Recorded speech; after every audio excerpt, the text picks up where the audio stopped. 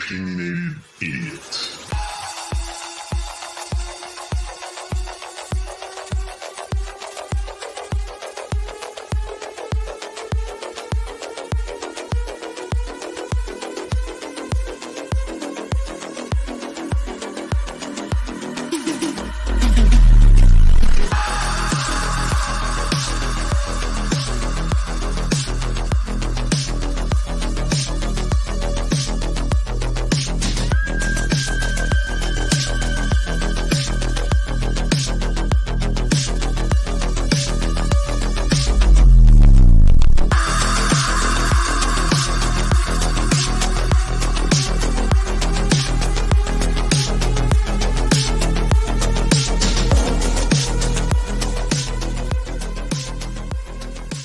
The Opinionated Idiot live show. Hey, what's going on? Happy Saturday. We are live here on a Saturday and on another live edition of the Opinionated Idiot YouTube show channel. I don't know. I always try to think of a way to come in a little bit better, but it doesn't matter. We're all here. We're all hanging out. I did some remodeling kind of in my little nook over here today. What do you guys think so far? I saw this really awesome sign today that says "Live for Now." And I thought it's just such a fitting theme for what we're doing on this channel and in life. And I definitely had to get that up, throw it on the wall. And I thought it was just very fitting for the channel, for the community, and for everything that we're doing here, because that's what we do. We live for now, because tomorrow is not guaranteed. So you have to live in the moment. And I know it's kind of a morbid statement, but unfortunately, it is the reality of life, the reality of life. But what I want to do first, before I get to the chat and pull up the members and recognize everybody, I want to just read a little bit of something, because this kind of inspired me to write a little something today. And sometimes I like to open the shows with, a little bit of a statement or some kind of message to reflect on. So let me just let me grab the floor here for a second. Well, you guys are listening anyway, watching. So okay.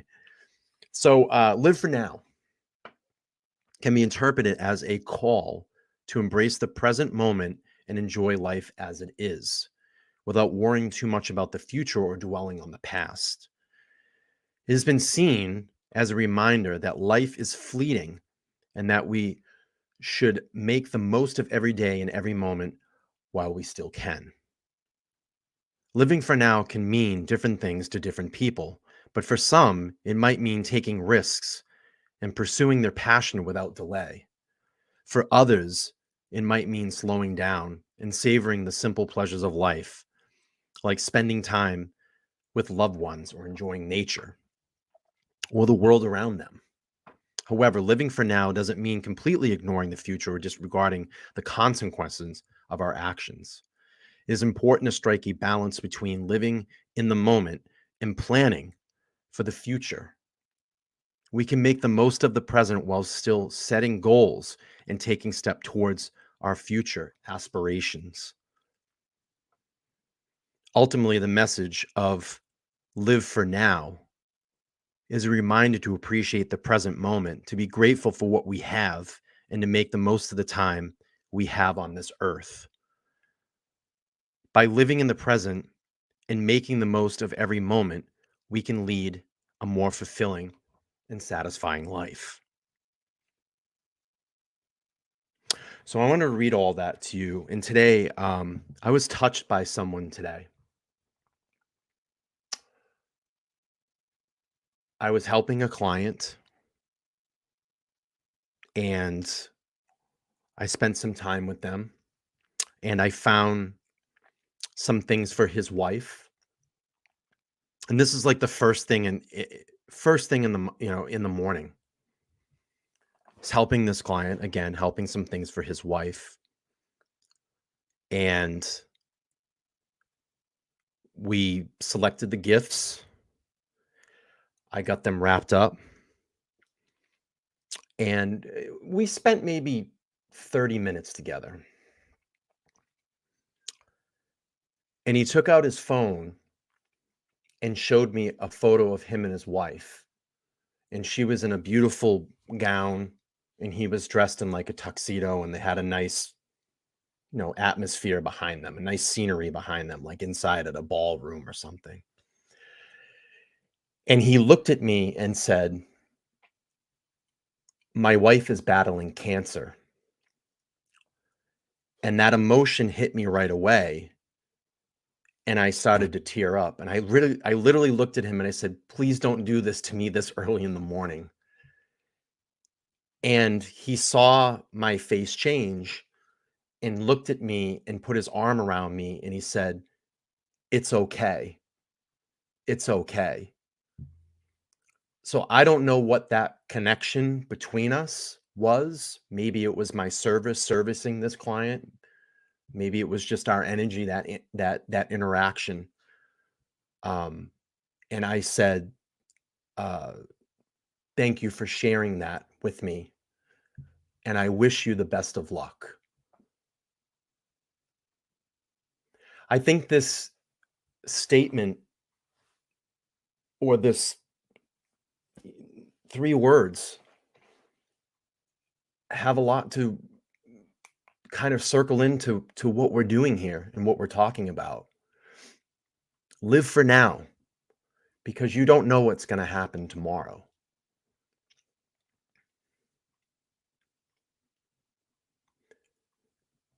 These 4 amazing people didn't know this was going to happen.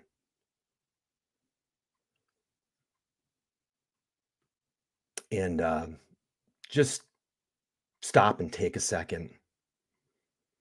Tell someone you love them. Tell someone close you love them. Squash old beefs with people. Talk to your parents. I've been building myself up to have a conversation with my dad, and I've talked a little bit about that with everybody. And I think it's time. Sit and reflect on that stuff, because again, today is now and tomorrow is not certain. So I just wanted to open the show with that for all of you. And maybe some of you are feeling that same way right now. But take a moment. Take a moment and think. Hug somebody. Ask them if they're okay. We tend to forget sometimes those small things in life. So that is my, I wouldn't say rant, but my opening statement for tonight. But let's do this. Let's look at the chat and see who's in here. I appreciate everybody coming over and supporting. Let's go all the way back up to the top, because we always recognize the first person that's always here is Victorine. It's good to see her in the chat. Thank you so much. Danielle is here. Jeff Lane, an old subscriber on the Channy, is hanging out this evening. Jennifer Gilly is here as well. Candy is here. She says, "Bello." Sasha Burge is here. Hey, everyone. Chosen Rosen, one of my moderators, says, "Welcome, everybody." He's got the Opinionated Idiot emoji there. So smash the like button on the way in, and thank you all for being here. Appreciate you on that. Let's see. We got Unravel is here.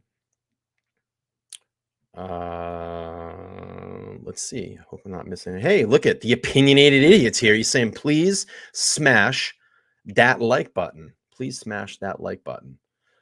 AZ, one of my mods, is here. Thank you so much for coming and hanging out this evening. Donna Wilson is here. She says, "Hey, everybody. Good to see you, Donna." Did I miss someone up here? Mamba Styles is here. Mitchell is here. Good to see you. Let's see. Annie's in the house. Hello, Annie.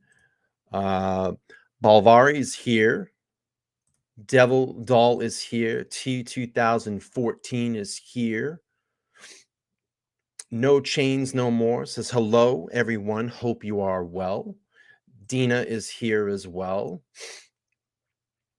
Let's see. I think I got Chosen Rosen. The Chic Antique is here. Hey, gang, my second live. Happy Saturday. Good to see you here as well. Jessica is here. She says, hey, everyone, I have a lot of catching up to do. I passed out Thursday and missed the whole show. I felt like a loser, but I'm happy to be here. Well, it's good that you're here. Don't feel like a loser. Tsunami is here. Canadian Cat Lady says, hey, everybody. Brian, hope your weekend's going well. So far, so good. Thank you so much. Laura is here. Laura Cooper's here. She said 100% solid. Alice is here as well. Christine Brown is here. Hello. Night Nurse is here. Thanks for joining the stream. I'm trying to get to everybody here. Let's see. Mama Style says, as someone terminally ill, we make peace with it. We are sharing this journey, Brian, and it was a beautiful thing he trusted you with. Yeah, it still really hits me. I mean, even just to kind of talk about it or think about it. I mean, I don't know what that connection was, but he felt connected enough to really share that story. And that's I don't know, that when I was out today shopping, I saw this and I just said, wow, it's just such a great theme. Chloe's mom is here. Thank you so much. Chloe says, just telling that story hit me in a way it hit you this morning. It was a rough one. It was a rough one. Yeah, spoiler alert, we all died. Everyone will. But we don't need to die by the hands of someone else. We should die on our own terms. Myron says, my daughter passed away in 8 from leukemia. I'm so sorry about that. I think I got Sasha. Keep Crystal. Oi, oi. Hello. Creepy Crystal. I'm sorry. Paul is here as well. Steve is here. Good to see you. Newman is here as well. Firefly says she's late, but she's here. Veronica's here as well. Wild Cherry. Everybody's kind of piling in here. D Smalls is here, says thank you. Sherry is here, says hello. Again, I recognize everybody here. I think we're at the end of the list. So let's move on with the show. Okay, there has been some new documents that have been released on the Idaho court site. Obviously, we know all the information or the motions that are going on, and with Bethany Funk, that's kind of been in the news lately. I haven't shown the new documents, so I wanted to pull that up just so if anybody hasn't seen those. There's been a couple of motions that are put out. There's some other information that was shared today as well. So we'll go down here. If anybody's interested in looking at any of the documents, I'm going to drop the link here in the chat. You can go back and save them to your folder. I'm sure all of you have those saved. And I wanted to pull up the last couple of documents here that we can just look through. I'm going to have to close this tab here. Let me pull up this tab. Hang on one second. I'm feeling a little under the weather tonight, so I'm going to try to get through as long as I can in the stream. So this is a Supreme Court state of Idaho, Associated Press, television, digital. It looks like petition to I don't know what this word is, to writ of mandamus or writ of prohibit. It looks like basically the media is trying to squash the gag order. I don't know all of the legal term. Again, I'm just some idiot in my bedroom making videos, but it looks like here from what I'm reading, these are all the media outlets that are trying to petition to get this gag order lifted. So basically when I look at that, it's pretty simple what's going on here. And it's basically motion to interviewer respondent state of Ohio, Latah County prosecutor for leave of file additional brief. So, obviously we know that gag order is in place, and, this just kind of reading through this.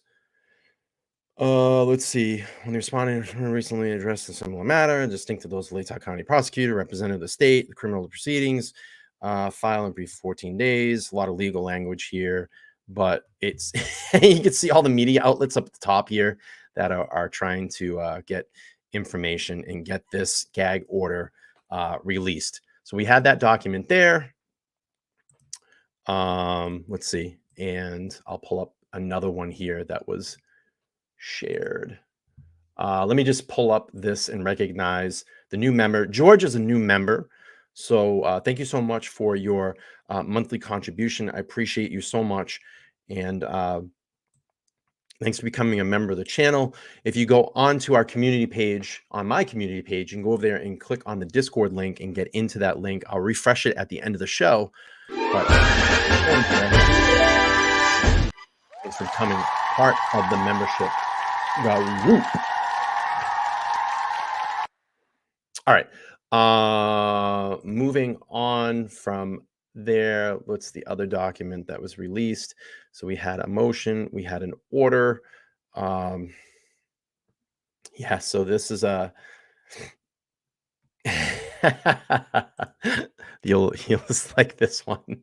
Yeah, so this is a motion to deny, and you can see all of the press here. I mean, look at all the listings in the press. So that was quickly denied.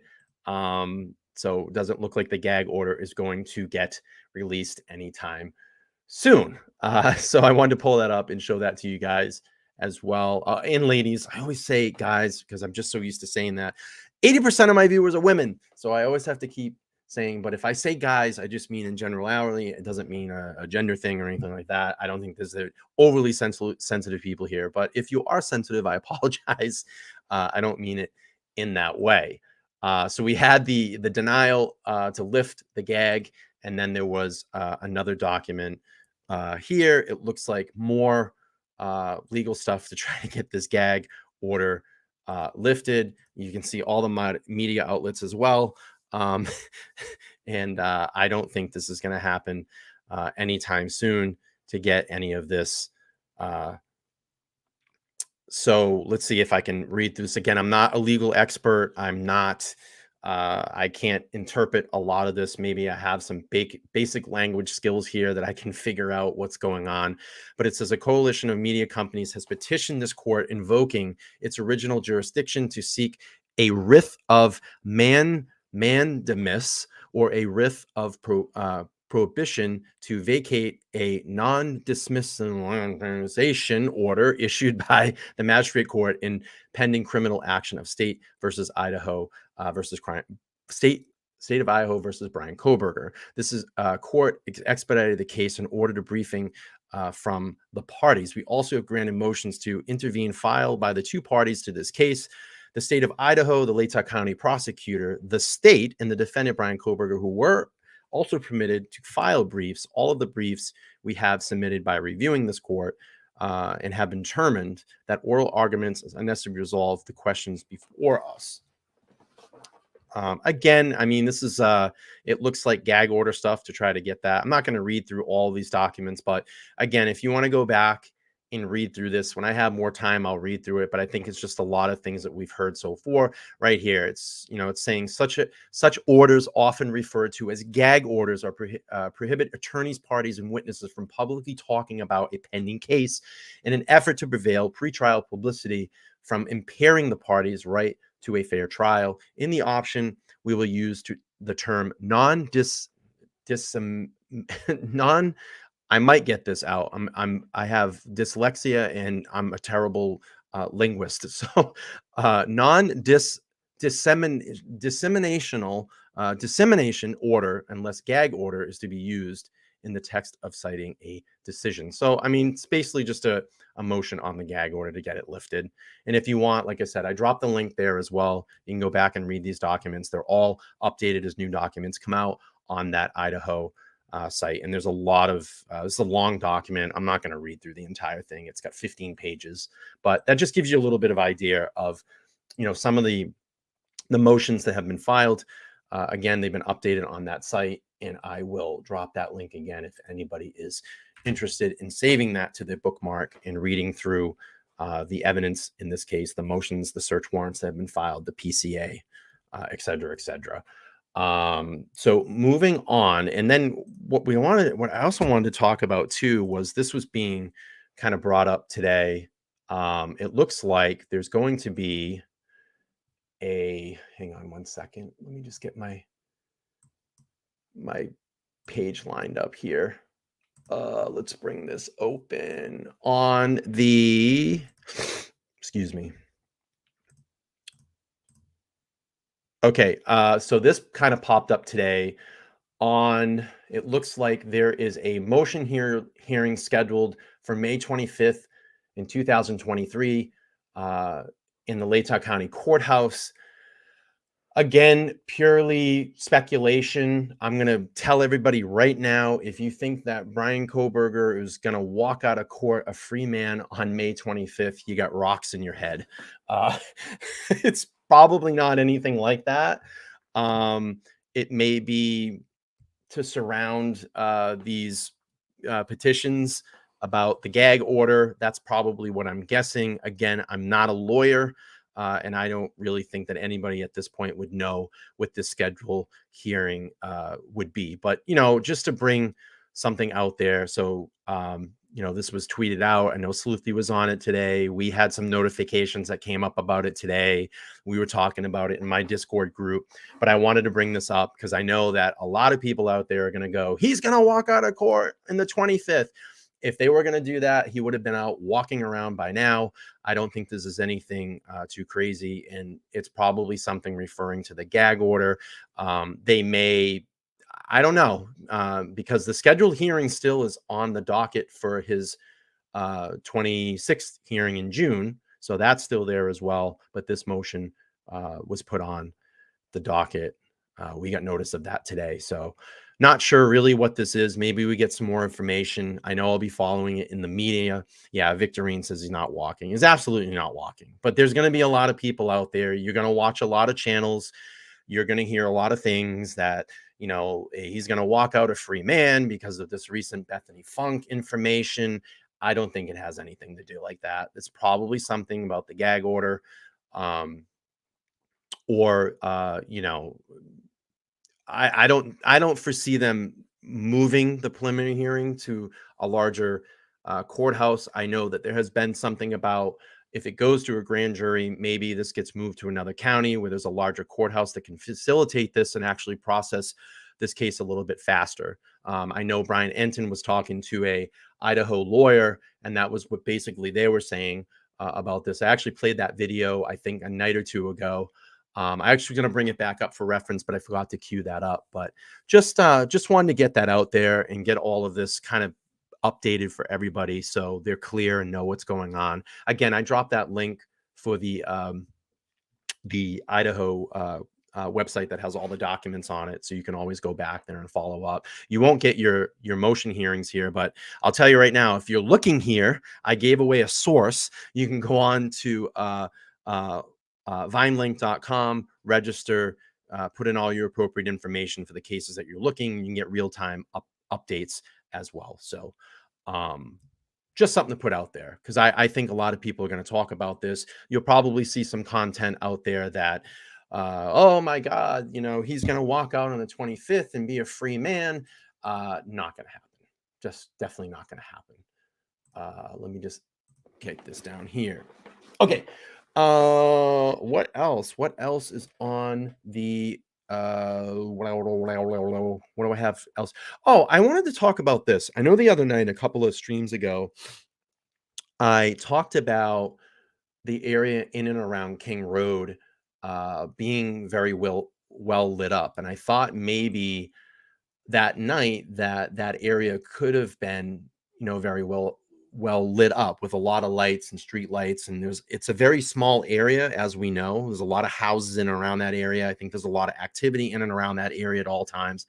So what I did was I pulled up some of the body cam footage, and I want to show some of that just to be fair. And honestly, I think it could go either way that night, because the first one that we saw was, and I'm just sorry, I'm getting my video here. I got a lot of videos queued up for other shows that I'll be doing.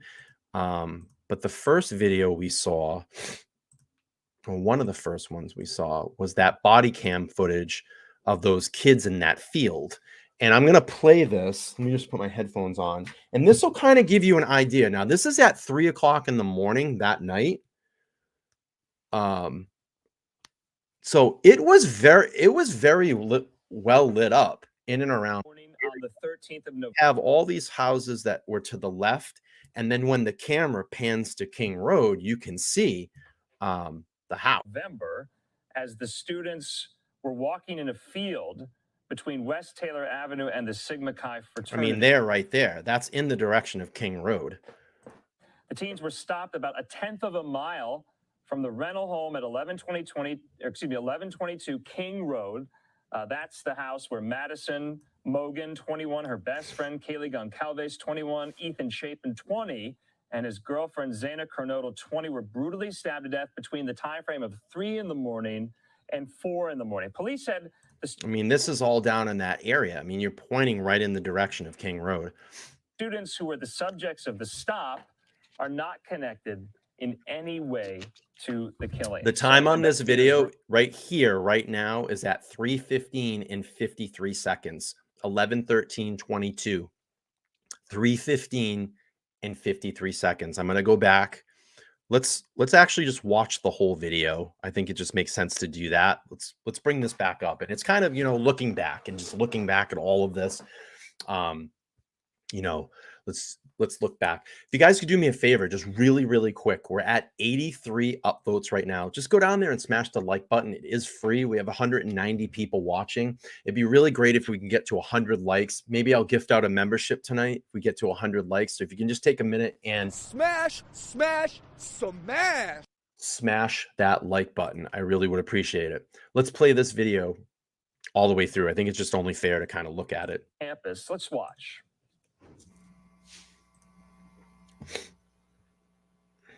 That's the PD. All three of you. You too. Hello, sir. How old are you guys? Taking out 21? Yeah. Okay. 19? Yep. Okay. It's very cold that night too, if you notice. Look at the breath. Okay. Is there a reason why you didn't stop back there? Yeah. We saw him talking. See the breath? Yeah. That's We saw him interesting. talking to him, We're so we acting didn't know. Okay, we yelled at you guys and then turned around because he walked up on him. I yelled at you guys. You didn't Yes, stop. I have seen I that. did not hear you. All right, Yeah. well, let's walk back over here, okay? Some dude from a fire or something. Someone trying to.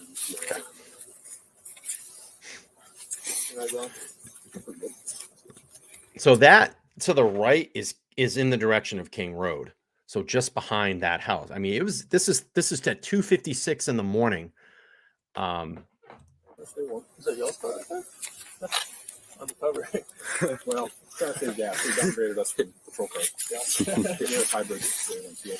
So let's see. Tsunami says, it was 30 degrees that evening. No short dicked man was running around in that temperature. Yeah, they were all like turtles. Turtles rolling around.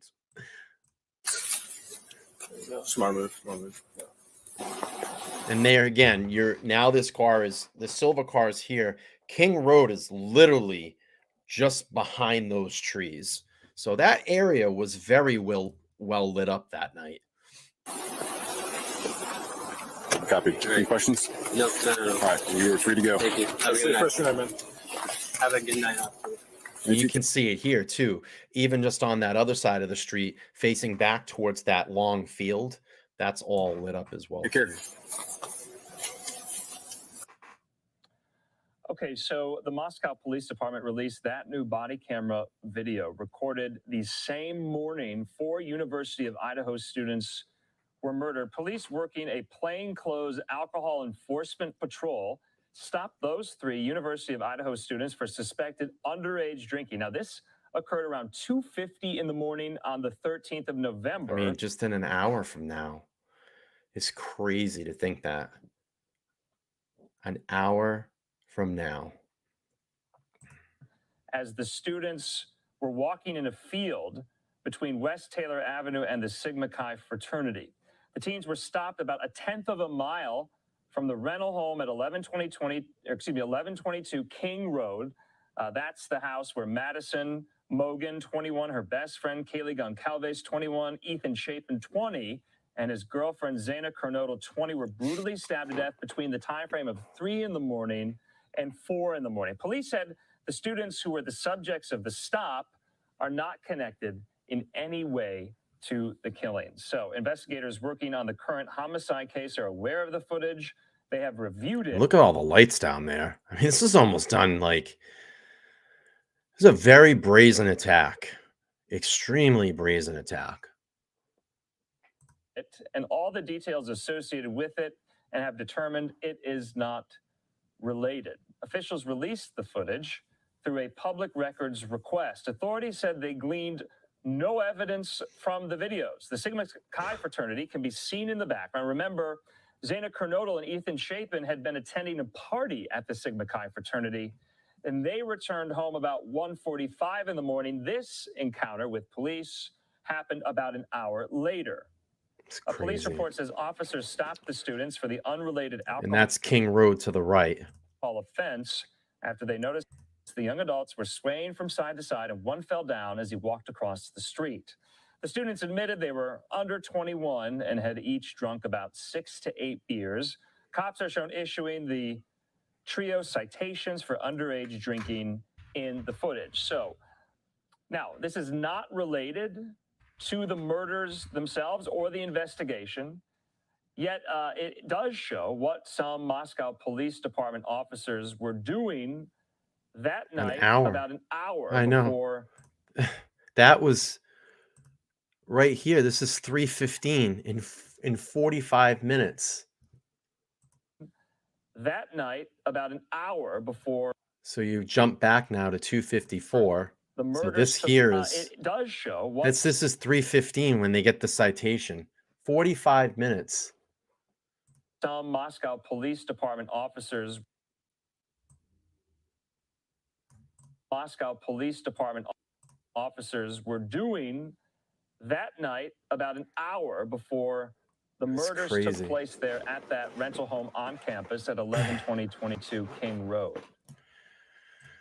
All right. So interesting stuff. Let me pull up my notes here. What else did I want to go through? So we wanted to talk about the motions. We wanted to talk about the lighting in and around King Road that night.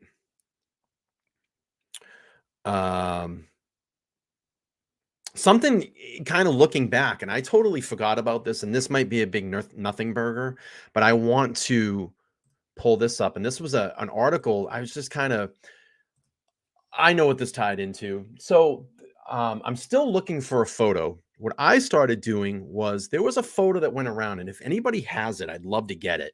If you could email me.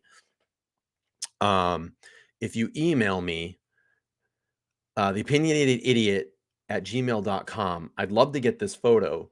There is a photo of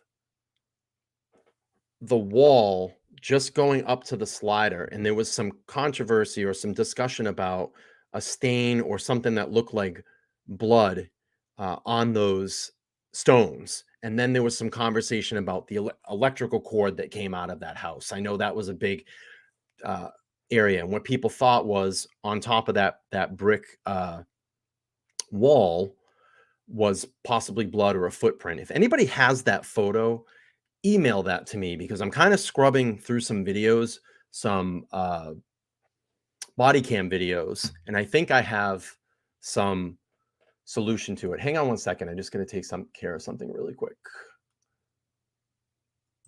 Let's do this. Let's do that. Okay. What I want to do is pull up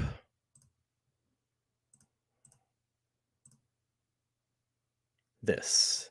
Okay. So here is King Road on 8/16/22. Now, I know there's a lot of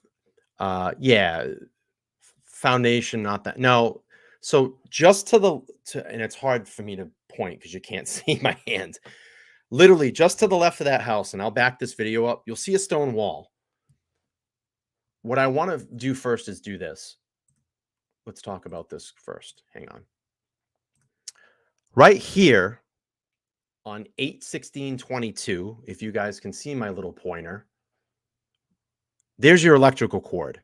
So the electrical cord has been there. So that wasn't something that was placed like a week before or a night before or the night of. That's always been there. I would assume, because this is August. Okay.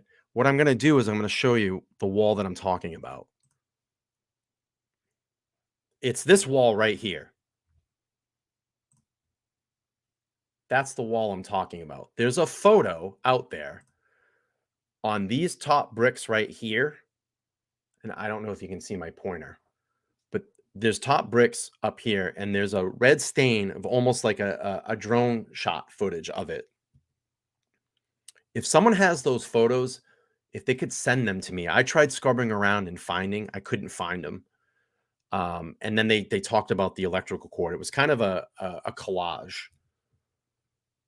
It was kind of a collage. But if someone has that, email that to me. I would love to see it. Because what I think it's a grease stain from a grill. And I'll tell you why I think that. Hang on. Let me kill this noise. I think it's this web body cam footage. You can see it. Let me speed this up so our eyes aren't going crazy. I was slowing things down. So I think in this video, you can see there's a grill right there. See this grill? Now, I know it's on the patio, but maybe they were dumping that charcoal over that wall or grease or something like that. I could be wrong. Again, I'm only assuming. I'm only making an assumption or opinion. I don't think it's a footprint. It definitely looks like a stain or something like that. Steve earlier says interesting. Seems like a weird spot for berries there. I know there's I think a tree in that area. I think it possibly could do something with this grill. Maybe they were dumping the grill there. Maybe the grill was in that area at one point and grease stripped down. Let's see. Amber says, well, to be fair, I sent in 2 pictures when he said berries and the other one's at the top of the other side of the house. Yeah. Try searching Fox News as they did drone. If someone could try to maybe, Brenda says she's got it. Let's see that photo, Brenda. The opinionated idiot at gmail.com. If you could send that to me, I want to pull it up because that's what I'm trying to figure out. So I figured out the extension cord. The extension cord has been there, and I know that, or the electrical cord. I know that was part of the conversation. Like, why is that electrical cord just coming out of the house? That's been there. So we've debunked that. And I don't know if anybody has talked about this yet on any of the channels, but I'm going to talk about it. So August, it was there. So we know now August that was there. And Cecilia's saying, check my email. I'm going to pull that up. So we've debunked that. The electric cord is nothing. We know that now. I'm just going to wait for this email to come through. All right, bloodstain photo. Let's see. Live. I think everybody's coming through now. I'm getting a couple of them. Thank you. Okay, let me see. No, so that's the foundation. There is a photo in Livy Live. Thank you for sending that. But you're close. There is a photo of that wall. It's not the foundation. I've seen it. I'll back up a little bit and see if we can see it.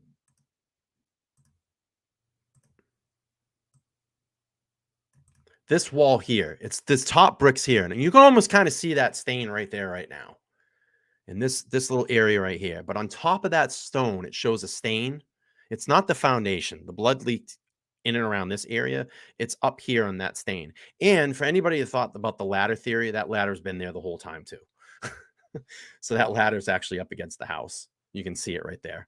But these top bricks, there wasn't a downward photo of them, of this corner of the house that shows those top bricks. And that's the photo I'm trying to get because I want to just scrub through these body cams footage because I think it's just been there. I think it's a stain that has been there. It was outside just on the side of the slider. Let me see if anybody sent any email. Hang on. But I figured out the electrical cord that's been there the whole time. I mean, this was back in August. Hang on one second. Same photos. Okay, I think I might have some photos. Everybody's sending me photos. Thank you so much, everybody that's chipping in. Let me take a look. Okay, not that. Not that. Oh, these are great, though. I could pull these up, too. Not that one. Hang on. Nope. I know I'm not crazy. I've seen this photo. No. Let's see. Yeah, here it is. I got it. Thank you. Who sent this? I'll just say golf. Thank you so much. I don't want to give away your whole email address. Okay. This is what I've been wanting to show. Hang on one second. Sorry. Let's say that. Great. I have the photo now. Thank you. But I think that stain has been there. And I think you can see it in this video. Bada bing, bada boom. Awesome. That's the photo I wanted. So golf, thank you so much for sending that. And let's bring this up. Hang on one second. It's this photo. I don't know if you all can see that. So there's this stain, or looks like a stain, here. And a lot of people are like, oh, that's a footprint, or that could be, a handprint or a boot print. I think it looks like grease to me. And that's why I say maybe that grill, they were dumping that grill, or I don't know. I'm just throwing an assumption out there, but definitely the electric cord, I debunked that. So that electrical cord has always been there. And I know there were some people that were actually just either talking or posting about that the other day. And I'm like, I'm going to go back and try to find this electrical cord. So that's that kind of stained area. Now let's go back to the video. Maybe we can see something. And I've been like, can you just move your body cam a little to the left?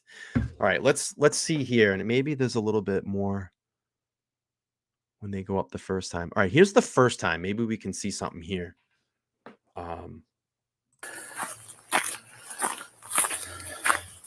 No, he isn't.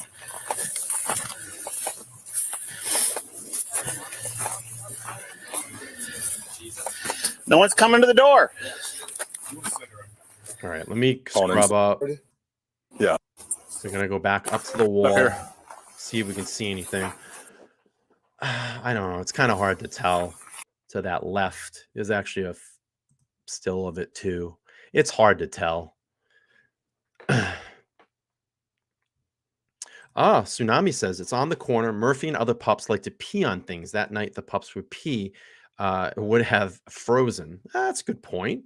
What's Annie saying? Annie says, we know it wasn't blood because there would have been evidence markers placed at it. Yeah. But there's been a lot of conversation about that. And I've seen it recently pop up. So that's why I kind of wanted to bring this all out and just kind of refresh through it. And I guess maybe debunk a little bit of it. But that's a solid point. I think you have a really solid point there, Annie. So thank you for contributing that. But again, I think it's a big nothing that everybody tried to make a big something about. But we'll just play through this a little bit and see if we can see anything. It's like, turn to the left, because that's like the perfect position. Just turn left. I keep going. I'm going like this when I'm watching. I'm like, turn to the damn left. And it's like, oh, wait. I think we can kind of see it there. Hang on. Just back up. Shit. I think you see it for like a split second. It looks clean there, right? Am I crazy? The grill is right there, actually, Amber, right to the right. If you look, the what do they call those charcoal bricks bag is right there. It's like a hibachi style grill. Let's see. So Jennifer's saying, I sent in a few pics from Cody 107 and I was wondering if the upper deck can be debunked or not. All right, we'll pull those up and look at those since this is kind of the theme right now. Annie says, that's what I'm saying. The grill was far enough away that it wouldn't have put grease there. Yeah, but we don't know if it was, maybe they dumped it there. They could have been dumping the charcoal there. I don't know. Liz, again, I'm just kind of throwing out ideas, opinions. Maybe we think of something and see something, but it looks like the bricks are clear there. I mean, that would be kind of those bricks there. So,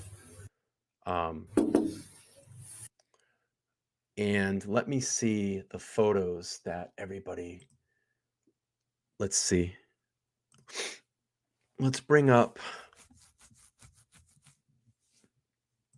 let me go through here.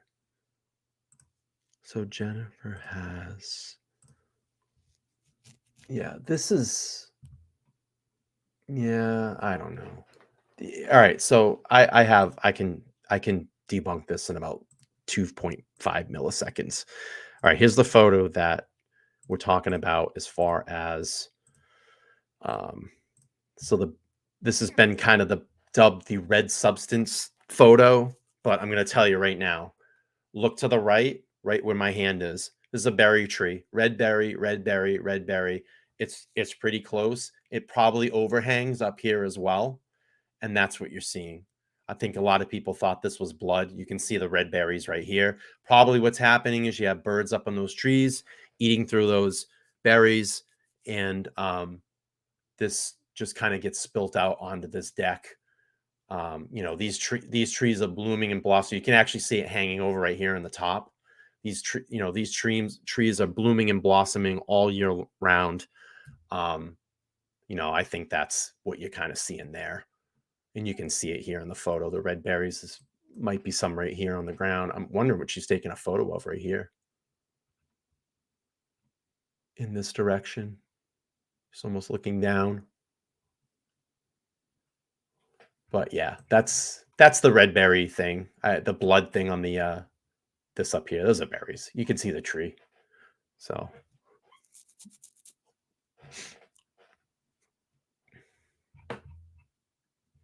that's what you're seeing there. This was interesting. And we were trying to figure out what this was today. Is this like a letter or a note or, what is this? And it looked like it had some type of writing on it. It looks like something's like folded in half, or I'll be honest with you, to me, it looks like a little handbag or something, like a clutch bag, something like that. I don't know. It almost looks leather. I don't know. It looks like a leather bag to me. I could be wrong. It could be paper. What do you all think? I titled it letter, by the way. So if you're looking up, you're like, it's a letter. It's a letter. No, I titled it letter. It could be a note. It could be a note.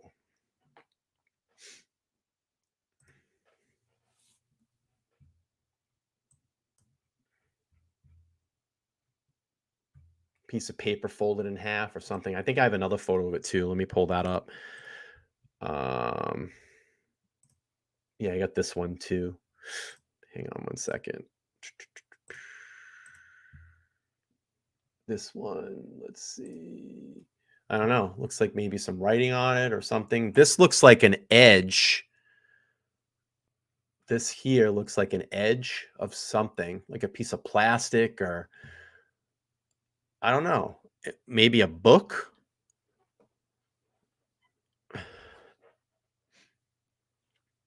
So 344 JJJJJ says, I thought I remember it's a list. Oh no, maybe it's a map or something. I can't remember. Yeah, a lot of people thought that it was like a map of the house or something like that. I don't know. It looks like this. Here, let's turn it. Yeah, it was upside down. I don't know.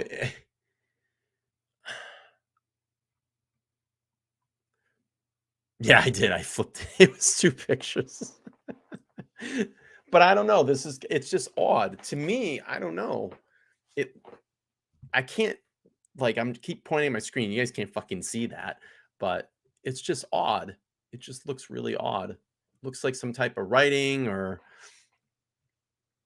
a piece of paper folded in half.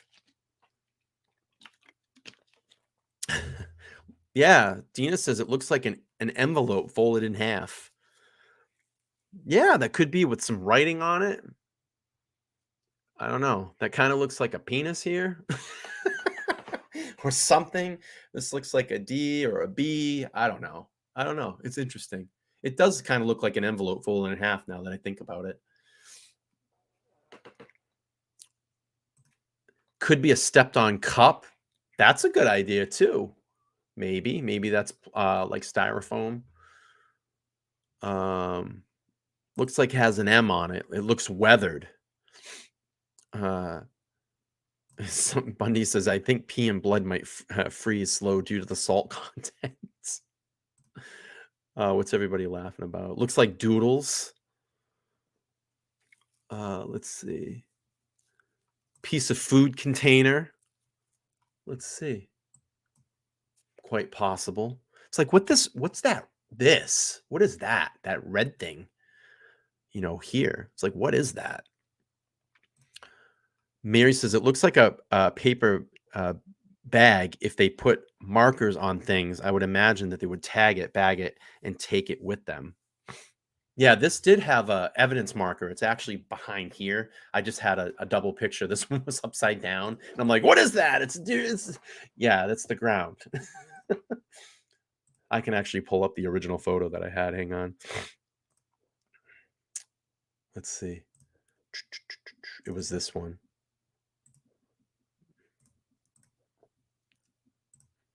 Where is it? It's this one.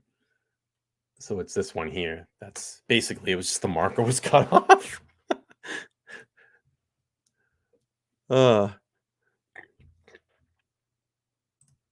So Zelda says wasted blueberries. They're so expensive.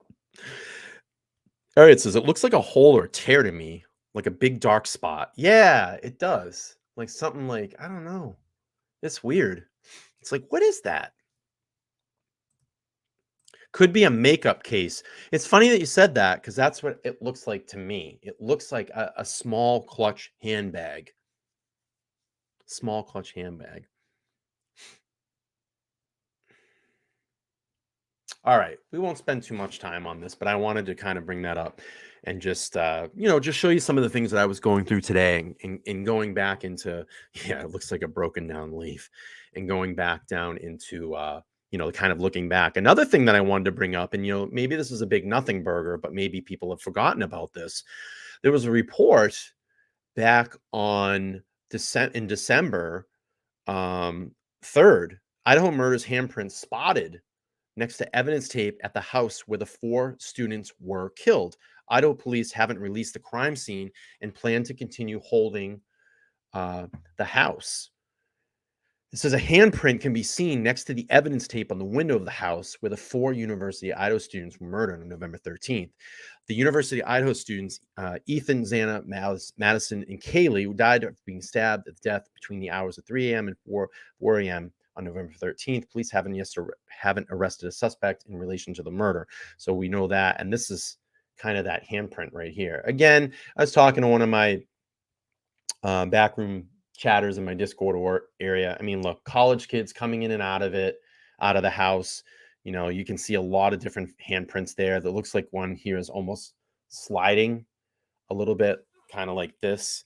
And you have that solid print there. It looks like there's a couple more over here. I mean, you figure if that's a sliding glass door, definitely would have a lot of handprints. Could be a nothing burger. Could be a Kohberger. We don't know. So, again, just something to think about, because I think we tend, when we go so far ahead and we are so far ahead, that we tend to forget some of the things that are in the past. And that's why I like to go back and look at all of this stuff and bring it up and bring it back up to, relevancy, relevant times. And we've seen this photo, quite a few times in all these inside photos as well of, the dirty dishes, that Starbucks cup. I think there's looks like maybe they were playing beer pong or just, some cups there lined up, beer bottles. It was definitely a party house. And we know about the DoorDash bag that was inside with Xana's name on it. So we've seen that as well too. But again, just something to go back and think about. We tend to forget when we move forward so fast. So wanted to just kind of bring that back up as well. Okay, what I wanted to do is go back and play a video now, and then in a little bit, maybe in about a half an hour, I'll open up the phone lines if anybody wants to call in. When we do the call-ins, we'll do like a rapid fire type of timing session. I'll give you like 5 minutes to talk if you want to talk anything about this case. All you can do is call in, let us know where you're from, and tell us your position on where you think this case is right now and what you think overall in the case. We'd love to hear from you. But what I want to do right now is Emily D. Baker did a follow-up the other day about basically where we are up in this case and all the new rulings. And I wanted to play through some of that. And I think she's actually going to talk about the defamation case with the TikToker that was defaming, I guess, one of the professors. And she'll talk about that as well. So let's pull that video up and we'll play through some of this. Oop. And the case has garnered much national attention. There have been a lot of purported leaks in this case. I have covered it quite a bit. Shout out to Emily D. Baker. If you haven't gone over, amazing legal analyst. Obviously, she's a lawyer. Not sure if she's still practicing, but she has a major, crazy, amazing YouTube channel. She does a lot of live streams all the time during when trials are on, and will give her commentary about what's actually going on. I love watching her stuff because she knows the legal language and can walk you through a court proceeding as it's going on live. So go over. I'm sure all of you know her channel. I can see it in the chat. Everybody says they love Emily. We love you, Emily. I hope it's okay to play this video. Obviously, we just want to, know your take on this as well. So we really respect you. I get frustrated by things that I feel are misinformation. And I say I feel because that's generally my gut response. Is like, wait, that's not accurate. Clickbaity headlines and stuff that is just not quite accurate, especially when it comes to a case that has not gone to trial yet. That kind of speculation really just kind of puts me sideways, which is one of the reasons that I am covering this case, because there's a lot of information that we do know, and I'm going to lean into what we do know. So we know what is at least being shared in court documents and can start to grab what are the facts as we know them, and then how do we go forward from there, because there is an entire community reeling from what is happening. I think it's beyond a community, because internationally I've seen people reeling from the horrificness of this crime. And so to use it as clickbait does not sit right with me. And to also maybe give people, not hope, that's the wrong word, but information that is not accurate, going, that's the thing. See, I think this is a really great point right now. And that's where I think, I've kind of set the rules here on my channel, is keeping righteous to the case, using the evidence in this case, following it in the legal route of what's going on, not going off on too many conspiracies theories and saying that. I think, at the end, like I said, we respect the families because they have to deal with this, and we respect the victims because they're no longer with us. And again, we respect, Bryan Kohberger at this minute is still innocent until proven guilty. So we have to respect that process as well too. Let him go through the legal system as has the right to due process. So I'm glad that she's addressing this, because I think there is a lot of shit that goes on YouTube, and I'm going to be open and really honest about this tonight. I think there's a lot of shit that goes down on YouTube that people are completely wrong about. They do a lot of clickbaity shit on here. That's not true. They don't follow the facts in this case. They go off on tangents, and that's why I kind of joke around about cartels and UFOs and cocaine cowboys and all that shit. If it was anything like that, it would be major breaking news, and we would have heard about it by now, I would think. So again, I always say this: the evidence is right there. It's going in through and sorting that evidence, and then when new evidence comes in that we have privilege to look at, to go through that and make our assumptions in following the case. I'm going to recognize this $9 or $9.99 super chat from Tsunami. Thank you so much. He says, silent choo-choo train, bow, chicka, wow, wow, bow, chicka, wow, wow. Bing, bing, bong, bong, bing, bing, bing. Bing, bing, bong, bong, bing, bing, bing. I don't know why my sounds aren't playing too well tonight.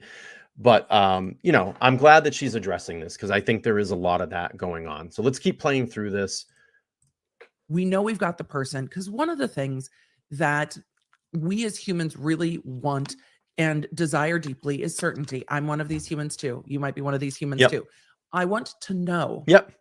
And the difficult Yep. thing with And I've criminal- said that a million times on this channel. We want to know. That's why we come here. That's why we come to the Opinionated Idiot YouTube channel. That's why we come here, because we want to know. We all want to know. We want to know what happened. And if Bryan Kohberger is not the person that did this, then we need to find out who did it. We need to find this person, because that person or persons is still out there, and they need to be captured. law is that there is often an element of unknown. Why did this happen? Bing, Why bing, did this bong, happen to bong, them? bing, bing, When bing. things are senseless, they are that. They are senseless, and we don't know, and we don't have reason, and we don't have understanding. And it is very difficult to process that in our brains, because understanding why something happens gives us at least some sense of order in a world of chaos, because we are really just spinning around on a rock in space. But feeling like understanding why, even if the understanding doesn't give resolution, makes us feel better. And sometimes we're not going to have that early on, particularly in a criminal case. We're not going to know. It's one of the things that's really hard about the Murdaugh case. The why of it is very unsettling and very difficult, because most of us. Let me just address this right here. Amber sent in a $5 super chat. I appreciate you so much. So let's just recognize that super chat. Cash, homie. I don't know what's going on with my sounds tonight, but they're like super, super delayed.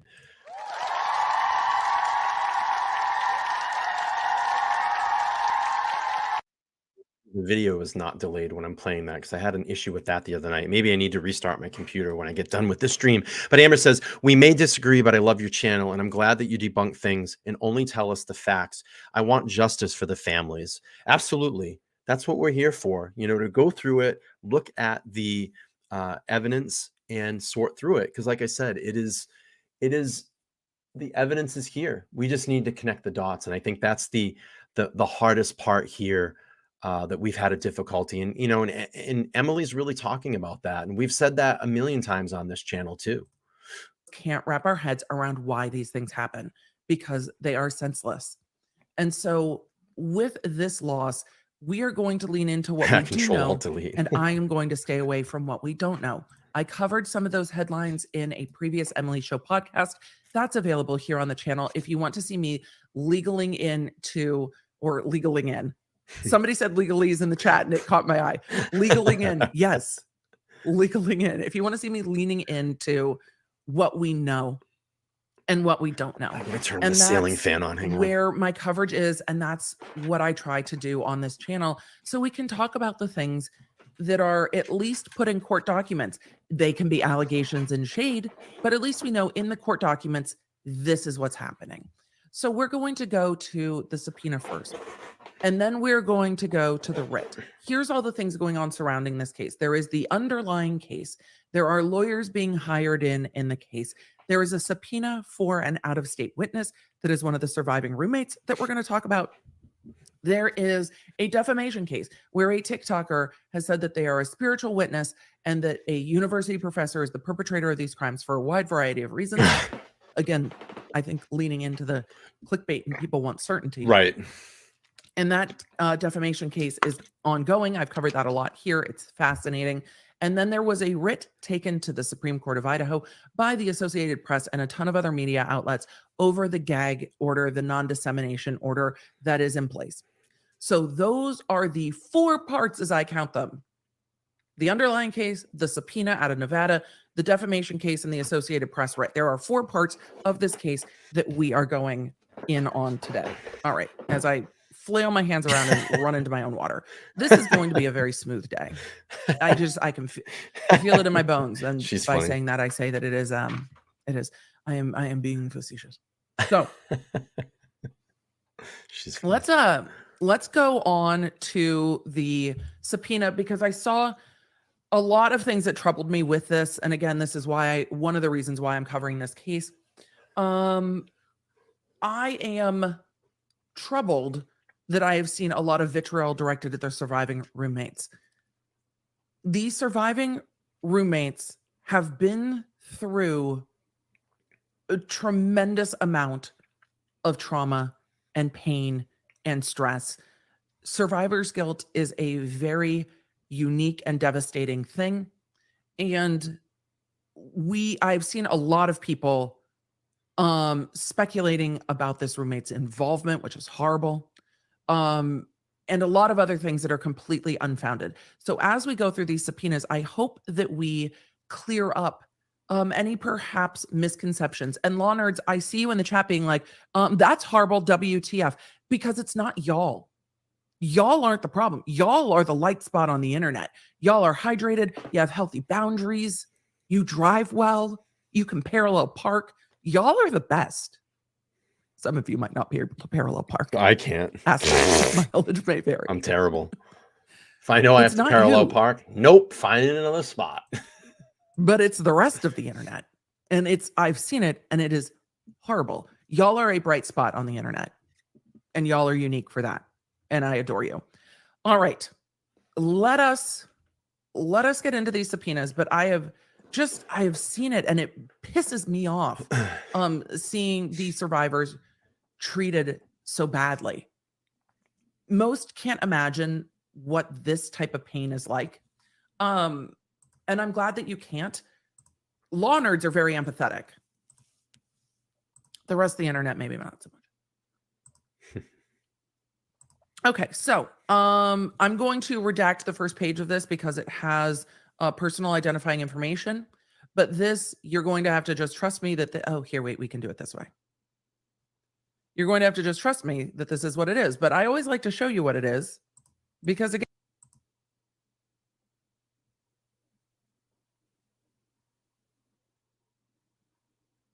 Okay, so I'm going to address this. So 34 JJJ says, except there must be talking. There's another piece of the chat. He says, I don't know. The surviving roommates played a role in this crime. How do you know that? How do you know that? You don't know that. You don't know that. I don't know that. And everybody in this chat doesn't know that either. So if you have solid information on that, then share it. But we haven't heard anything. There's no legal documents out there. There's no reports.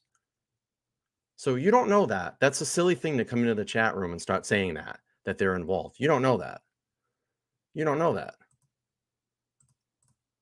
again, we do things together. This is a show your work kind of a channel, so y'all know what we're talking about. Let's see. There we want So to do you that. know what happened on the Hopefully that works for y'all. So you actually this way might be a little bit bigger. You There called we the go. cops? No. Yeah, and it's my opinion that I can talk This back is to because it's a my request platform. for foreign subpoena for an out-of-state witness. With an out-of-state witness, it is very difficult. I gave my opinion We back. saw this in Depp v. Heard. Remember when TMZ came in, or TMZ's lawyer came in and tried to block Spicy Draco, Morgan Knight from testifying? 100%. Do we remember all of that? No, it is not. Yes, Morgan. There were two Morgans. Morgan Tremaine, not Morgan Knight. I've conflated my Morgans. Spicy Draco is Morgan Tremaine. When they were trying to block Morgan Tremaine from coming in and saying, is he responding to subpoena? Well, he was given a subpoena, but Virginia can't go to California and drag you into court in Virginia. They don't have the authority to do so. So they have to get a subpoena in the state where you are, because the courts in Idaho don't have authority over persons in Nevada unless they do more to gain that authority over the persons in Nevada. So in this case, the moving parties, and we're going to go through who that is and everything, in Idaho reached to Nevada and said, hey, we need to get a subpoena for this witness in Nevada. And the Nevada courts need to make sure that they show up in Idaho. People can show up of their own free will. They can be given a subpoena and show up of their own free will.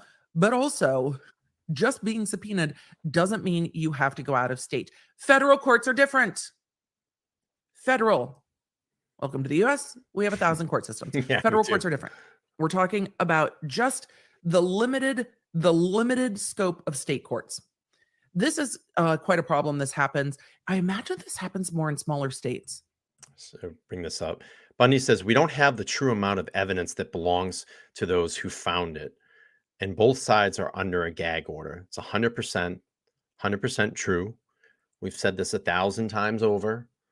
over 105 pieces of evidence collected at the King Road residence. Over 4,000 photos and scans of the King Road residence have been taken.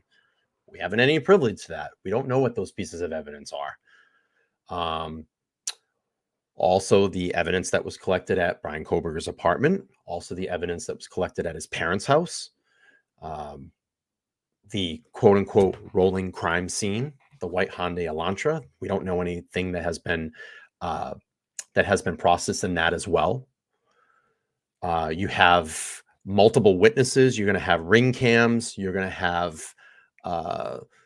someone was saying the other day that there's over 217,000, which I don't know if that's true, 217,000 cameras in and around either Moscow or in the Idaho area, in that area. I'm not 100% true about that. We have cell phone data. We're going to have forensic downloads of computers. We're going to have bank account information. We have Amazon. I mean, all the documents are there. There's, tons of evidence in this case to sift through. And when I look at it, and I talked about this the other night, I look at evidence as 100% like a pie. And right now it looks like this: 95% of it the prosecution has, and only 2 pieces of evidence, which would be like 5%, have been entered from the defense. So, and it took them a long time to get that evidence together. So that's how I see it right now. Not saying he's guilty. Maybe they have other things. Maybe there's going to be other people that are implicated and brought into this trial that we find through the course of this trial that they are involved. But we don't know, and we will not know until those preliminary hearings, what comes out in those preliminary hearings, and of course, if and when this goes to trial. And I imagine this happens in Nevada a lot when people get into fuckery when they're just there on vacation. In California, generally, it was county to county issues because people didn't leave the state as much that I was having to deal with, but it did happen. When you deal with different countries, it's a whole other situation. We're not talking about that today. Oh, let me scroll. So let us go to page 2, so this is a motion from the defense attorneys seeking an out-of-state witness, that out-of-state witness being one of the surviving roommates. The surviving roommate had been initialed as BF. Their name is now everywhere in the media, and was found before that too because of social media. So I am going to go back and forth probably between her name and BF, but BF is the surviving roommate. And we saw that when we looked at the affidavits that they talked about the 2 survivors, DM and BF. So with that, having considered this is certificate of Idaho judge to secure the attendance of an out-of-state witness. Having considered the defendant, this is the defense making this motion. Let's see if I can make this a little bit bigger. There we go. That's just going to have to be the way for right now. Having considered the defendant's ex parte motion for a certificate to secure the attendance of an out-of-state witness and the affidavit of Richard Bettoni in support of said motion, the court being otherwise fully advised herein, I, Megan E. Marshall, do hereby certify as follows. I'm a magistrate judge for the 2nd District of the state of Idaho, which is a constitutionally and statutorily prescribed court. In this case, Bryan Kohberger is charged with 4 counts of first-degree murder, the Idaho case, which is punishable by death or imprisonment by life, and 1 count of burglary under the Idaho Code, which is punishable by imprisonment in the state prison for not less than 1 and not more than 10 years. I am the judge assigned to preside over the preliminary hearing scheduled to occur on June 26, 2023 at 9 a.m. through June 30th, 2023. That seems short. We'll see how it goes. That seems short. But for this, I mean, it depends on what the defense puts on. Bethany Funky Funk. I'm not sure if it's Funk or Funky. I'm not sure if you pronounce the E. I do not know. But BF may be a material witness for the defense in this case. For the reasons stated in the affidavit of Richard Bettoni, the presence of BF is required at the Latah County Courthouse, and then the address of the courthouse beginning at 8 a.m. on June 28th. So they're expecting that the defense will get into their case on June 28th and that the prosecution will be done with their part of the preliminary hearing by June 28th. So 26 and 27, so 2 days for the prosecution. And then 2 days for the defense. Under the laws of the state of Idaho, BF comes into this state in obedience of a summons requiring her presence at this hearing. She will not be subject to arrest or service of any process relating to matters that arose before she entered the state under summons. That is common language, because you can't summon someone to a state under like a guise and then arrest them for something else. So that's not unusual. And then they certified this document. We're going to go on to the next attachment. And this is the ex parte motion in Idaho. This ex parte motion in Idaho has not been made public on the Idaho website. I grabbed this through the Nevada courts, which took a little bit more doing. Comes now Bryan Kohberger by and through his attorney, Ann C. Taylor, public defender, hereby moves the court for a certificate to assist in securing the attendance of BF as a witness. And then they said when. Exhibit 3 is the affidavit in support of the motion. This is the part I wanted to get into. Hello. I wanted to see the affidavit from the defense. I'm guessing that this individual is the defense investigator. They will probably tell us. This is a first. I scanned this for personal identifying information, but I did not read through it because I wanted to read through it with y'all and go through it together. So this is the, this I am imagining is an investigator who is working with the defense. Again, not unusual. The prosecution has the, law enforcement branch that is working with them, be it federal or state or what have you. So the public defenders also have access to investigators that are hired through the public defender's office. All right. Let's keep going. Yes. Richard Very Pettoni, true, Mama. being duly sworn under oath, says, I'm a criminal investigator hired by the defense to insist, keep reading, Emily, to assist in the representation of Bryan Kohberger. Like I was asked by appointed counsel to investigate the incident, which led to the arrest. Bryan is charged with 4 counts of first-degree murder, 1 count of burglary. The deaths took place in a 3-story home. There are 2 bedrooms on each floor, bathrooms on each floor, and a kitchen, dining, and living room on the middle floor. Kohberger is alleged to have entered the house around 4 a.m. while 6 people were sleeping/present, killing 4 people in 2 separate bedrooms. The people killed were located in 2 bedrooms, one on the 2nd floor, the other on the 3rd floor. BF's bedroom was on the 1st floor. The other surviving roommate's bedroom was on the 2nd floor. BF was interviewed by police on several occasions. She disclosed things that she heard and things she saw. BF was present at home 8 hours later when police were called, arrived on scene, and discovered the homicides. During the course of my investigation, it has become known to me that BF has information material to the charges against Kohberger. Portions of information BF has is exculpatory to the defendant. BF's information is unique to her experiences and cannot be provided by another witness. BF resides in Nevada, and it is necessary to subpoena this witness because the witness's testimony is materially necessary in this case. That is the part lots have discussed. And yes, we're going to get to what happened with this. We're going to get to what happened with this in this coverage, but we need to get the underlying so we can talk about some of the misconceptions. So don't worry, we're going to get to what happened as of yesterday. So this was filed the 22nd day of March. The stuff got to Nevada this month, and then the motions in Nevada got picked up, I think, by the New York Times first. It could have been the New York Post first. I don't remember which New York did it first. Yes, I noticed that they misspelled the roommate's name half of the time in this affidavit. They left off the E on the last name. I wonder if that auto-corrected and they didn't even catch it. So they believe that some of what surviving roommate BF might have heard, seen, done, what have you, could be exculpatory to the defendant. Here's what they're going to want if they're presenting a defense. And most of the time, you don't see a defense at a preliminary hearing. A preliminary hearing is not a trial. It is a probable cause hearing like plus, because you have live witnesses. The prosecution could put in the testimony or the purported testimony of BF through police. They don't have to call these witnesses, and they might choose not to. Now, again, they could subvert the entire process and just go to a grand jury. They did not do that in this case. It does not seem to be common practice in Idaho. It's common practice in other states to just go by grand jury. And so the defense isn't there at all. The defendant's not there at all. They get the transcripts later. and they do it by grand jury.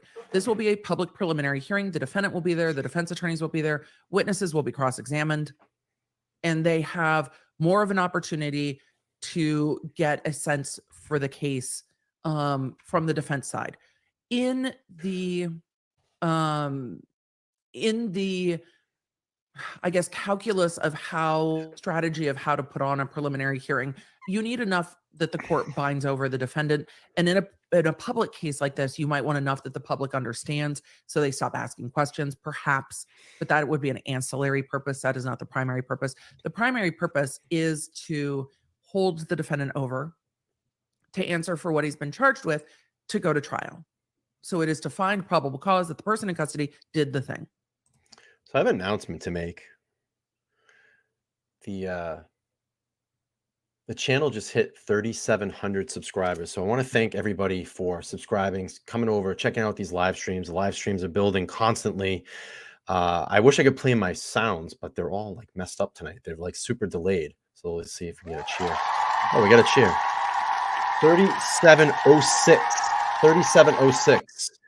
The channel is growing like crazy, super crazy, and I appreciate it. I appreciate all of you. Let's do another cheer here. Let me get back to the video.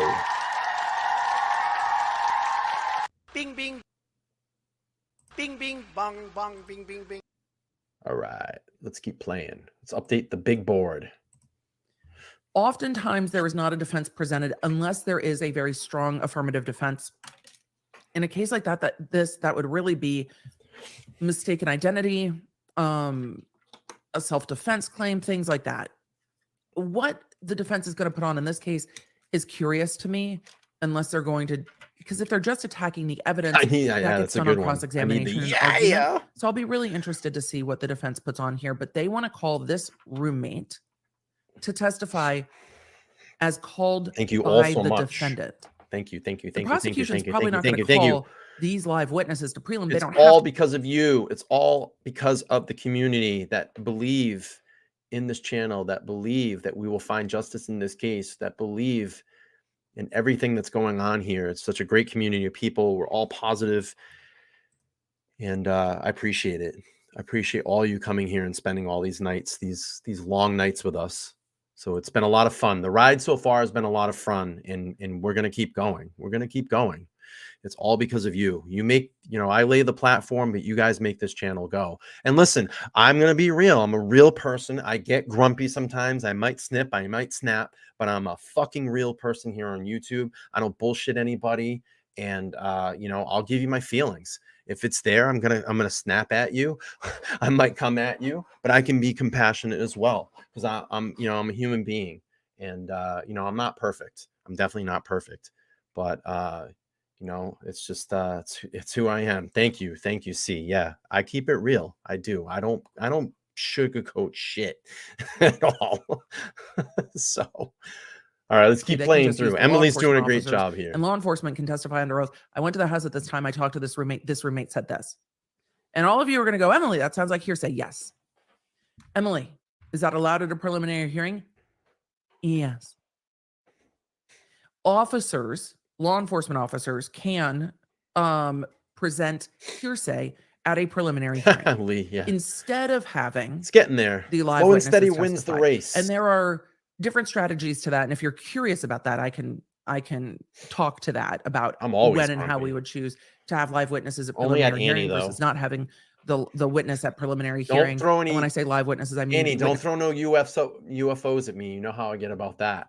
In court, not having their testimony presented through a law enforcement officer.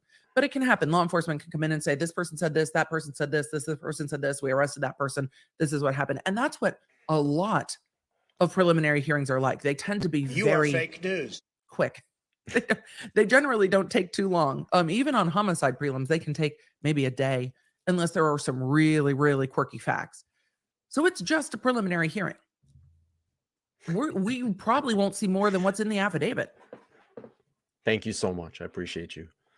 So with all of that, the defense wants, so let's take a look at the motion to quash the subpoena. Yes. Before we go to what the court ruled in Antarctica on quashing the subpoena. Let's see.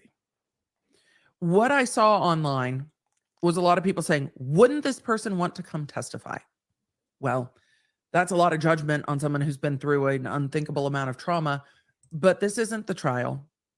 This witness's testimony is We probably stick to not the needed facts. for a preliminary hearing in any way, shape, or form.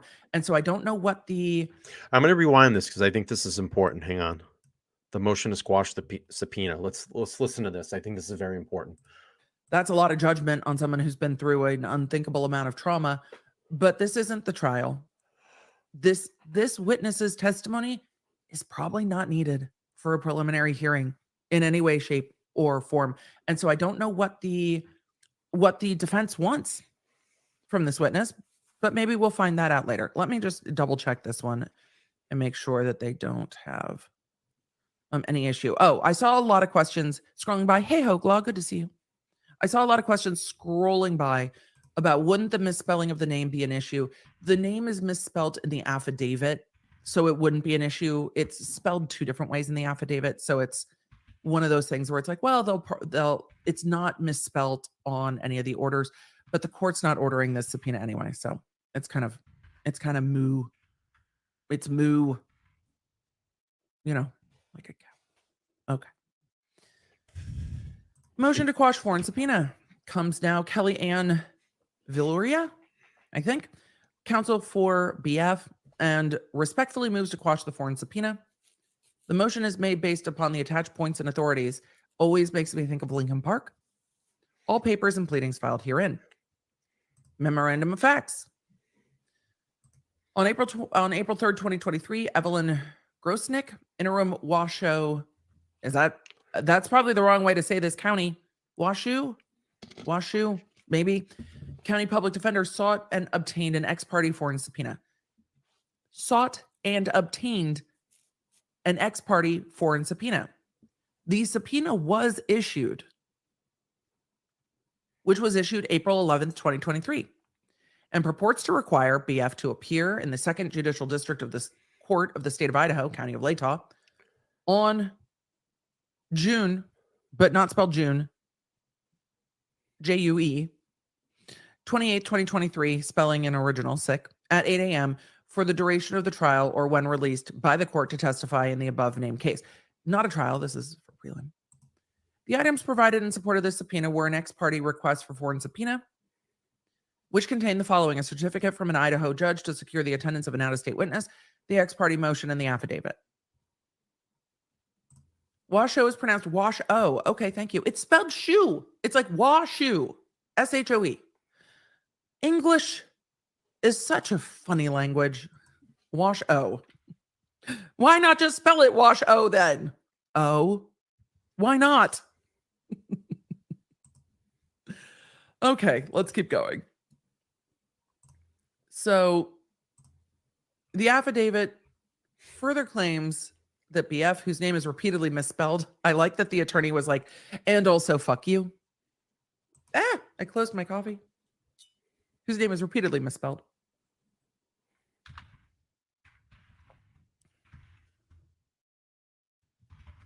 Yes. Yes, I did. Sometimes the brain fires on all cylinders. Sometimes it does not. We never know. Hi, Fred. Dude, please don't step on my keyboard. You're gonna. Okay. All tech problems are now. So I know there was some conversation in the chat. I think there was Zelda. I don't know longer if they're still here or not. Said that my stream is boring and that this is nothing new. I'm not a lawyer, so I like to listen to lawyers when they read over legal documents. And obviously 318 people as of right now like this content as well, because we're hearing it from a lawyer's perspective.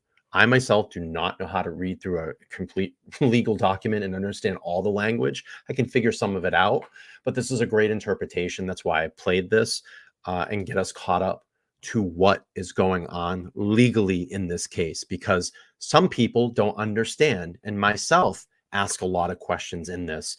Again, never went to law school. I'm just some schmuck in my bedroom that turns my camera on and gives my opinion. So if I can have a legal expert that's been in the the legal system for a long time, read through some of this language so we get a better understanding, why not, right?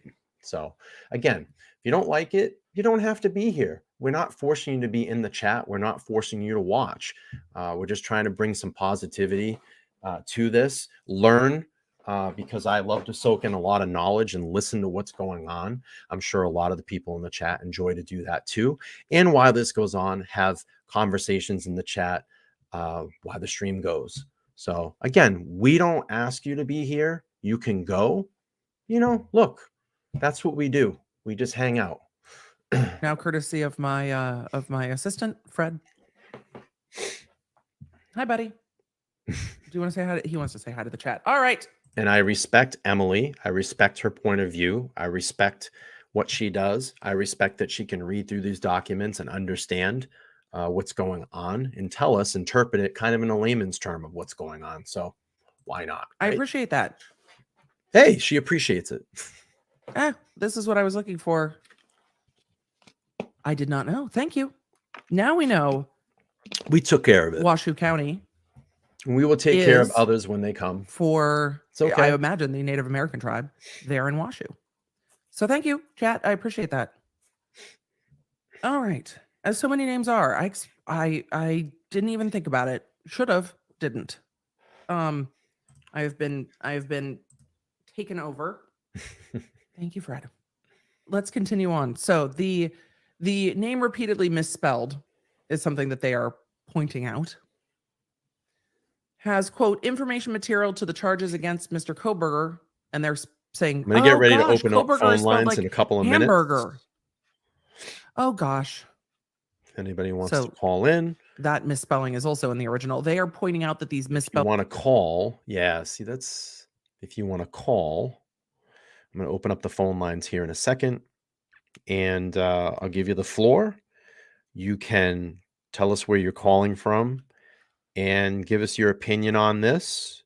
I'll give you 5 minutes to chat, and then we'll move on kind of in rapid succession. So I'll let everybody know when there's someone on, and then after 5 minutes, I'm just going to cut you off. I'm just going to hang up and then move on to the next call. So let's give it a couple more minutes here. We'll open up the phone lines and take a few calls if you all want to call in.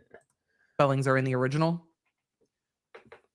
Portions of this information BF is exculpatory to the defendant.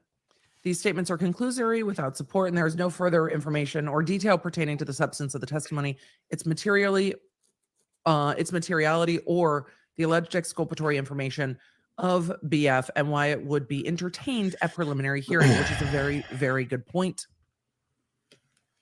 Very good point. Peachy Smile in the chat is asking, can we spell check the lawyers? You can always spell check the lawyers. Just know that I also misspell things. I have repeatedly misspelled things in the titles of my videos. I tend to not give them too much of a hard time because I don't even catch them. So, Excuse me. Zoe said sick is really underrated lawyer shade. It is great lawyer shade. Isn't there Grammarly for legal documents? I don't know. Since Grammarly came out, I have never used it on legal documents, but there was, most of my documents were published in a variety of different word programs that also underlined things in red. See, this sounds like something that's just talked about in the media. So I don't know. I'm really skeptical of what's going on here. So I'm just going to say that's been talked about in the media a million times. The problem over. is with I think something you watch a lot of YouTube channels. Like personally. a name, sometimes it will auto replace them to a word that's not the name, and that becomes a problem, and people don't even catch it. So let's see. These statements are conclusory without support, and there's no further information, detail pertaining to the substance of the testimony, its materiality, or why it would be entertained at a preliminary hearing. Oftentimes, defenses are not put on a preliminary hearing. Moreover, the subpoena was issued by the clerk of court without hearing. No hearing has been set for, BF to address these concerns. This motion follows. So, hey, the clerk did this. The clerk just issued the subpoena. There was no opportunity for hearing. We want a hearing. Argument: the court should quash the foreign subpoena issued purporting to compel BF's attendance at the Idaho phone preliminary line. hearing in this Anybody case. wants to call, I'll give you the floor. Law If you want to chat, tell us Fred. about what you think in this case. Just let us know where who you are, where you're calling from, Is this what you want? and Don't we'll knock go it off from my desk, there. 'cause you're I'm gonna going to give you knock my note 5 off, too. minutes Here. to Go. speak your mind. It I'll is give you the yours. Be full free. 5 minutes. There was and then a after ribbon 5 minutes, on I'm my going to cut desk. you off and move on to the I have next 2 call. ribbons. So phone If lines you are hear a open, loud crash, it is my cat. 774-855-9400, 774-855-9400. I really want to try to get other people to call in that haven't called in before. So let's be a little respectful to that. I know I have kind of my regulars when we take calls, but the phone line is open. Let's try to get some new people on here. I'll give you 5 minutes. Let us know what you think. My desk keys continuing to. All right, let me just recognize this membership really quick. Christine Brown has gifted a membership, and LJD3 is now a channel member here. Thank you so much, Christine. Appreciate that. My tones are way off tonight. Yeah, they're not even playing. I don't know what's going on. Something in StreamYard's messed up. But 774-855-9400 if you want to call the show. Phone lines are open, free and clear. Shenanigan. If not, we're going to play through this. We'll wrap it up in So about the 20 Nevada minutes rules or so. govern the procedure for securing the attendance of a witness to testify out of state. NRS 174.415 in particularly this reminds me so much of Washington State. It felt like a Dewey Decimal System. Not all states do it that way. It's just too funny. 174.415 in particular addresses the process for summoning of a Nevada witness to testify in another state. Specifically, it requires the court to, quote, fix a time and place for a hearing before it can issue an order directing testimony in another state. The hearing is necessary to provide a venue where the judge, underline bold. Why underline bold? Because the clerk issued this subpoena.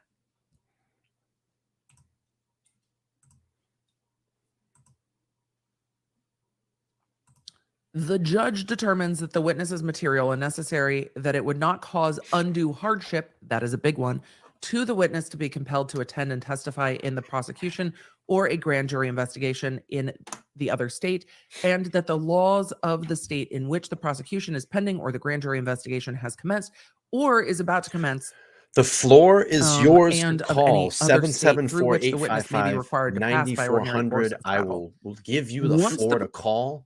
I will stay out of the conversation. We just want to hear from you. What do you think in this case? I got my first caller, so I'm going to give this call with respect to 5 minutes. Caller, you're going to get 5 minutes. Then I'm going to cut you off. Opinionated Idiot, who do we have calling and where are you from? I am Cindy from Florida River Fossils. Okay. I live in Florida. All right. What do you think? I'm going to give you the floor. You get 5 minutes. 5 minutes. Okay, I'll talk fast. I was watching Lena on Truth and Transparency today, and I was looking for an old video. It's about 3 months ago. It's called PCA #2, Location and Language. Mm-hmm. And she goes through that PCA really careful on the timeline. And I had mentioned that I thought maybe the 329 to 420 made more sense, especially if there was like a getaway car. Well, she goes back to 315. At 315, he was already in the area. I don't know if there was like a driver or what, but it gives them so much time. I just don't see how they could do all that in 13 minutes, or him. I think it's more than one person. Yeah, I mean, that's the $1 million question. That's the $1 million question right now. You know, I think it's that question, you know, that you just raised. I think that the 911 call, the time in between, that's a big question. You know, we don't know, you know, because we weren't there. Right. And I think a lot of us, as weird as it seems, and I've said this before, when I try to imagine it and just put it into context, is I try to imagine it from the sense of being a fly on the wall that night when I try to put the pieces together. And I'll tell you, I've run through it a million times. I've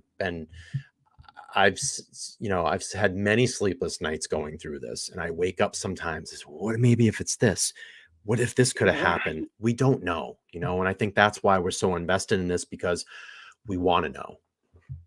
Right. And I try to like use Occam's razor, you know, what's the most logical? Sure.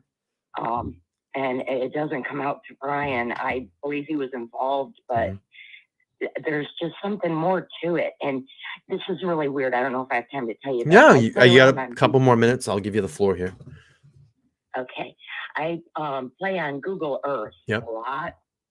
And I was looking up that LDS, the Church of Christ the Mormon. Sure. And there's another lady that have been talking about at one policeman Payne, and he's got a storage building up there 30 miles from the Canadian border called Meat Locker, South Hill Meat Locker and Storage. Okay, well, I went and put LDS to see where they were. Sure. And it showed a ton of them up there at the top of Idaho, and then following a line down to Pullman, and then I went to the next state, which I think was Colorado. Yeah. And there's a line, and if you follow from Mexico up, from Las Vegas, Nevada, and from Arizona, there's two lines that lead straight up there, straight up to Canada. And I'm not saying they're involved in the drug trafficking, but man, they would sure have themselves a nice line. I couldn't believe it. Yeah. I was like, I thought they were all over Utah, but it's in this line that goes straight from Mexico up to Canada. Sure. Yeah, I mean, something for everybody to think about if they feel like, if they feel connected to that piece of maybe speculation that's out there, maybe that's something that they can investigate as well. But again, I do appreciate you calling in. Can you just say who you are and where you're from again? Yeah, I'm Cindy, Florida River Fossils. Awesome. I'm a fossil girl. I collect fossils. I've got more than most music books. Awesome. Thanks for calling in, and we appreciate your time. Oh, thank you. And I love your show. I love you, and you have a great night. Thank you so much. Okay. Bye-bye. All right. Well, that was a great call. Some theories there that she's got her opinions about, and if you want to, investigate some of those, you can. Again, I'm giving the floor to everybody to give their opinion this evening and maybe their theories. It's your forum. I give you 5 minutes to call in. I'm not going to interject. I'll give you the phone for 5 minutes. So again, 774, I'll put it in the chat, 774-855-9400.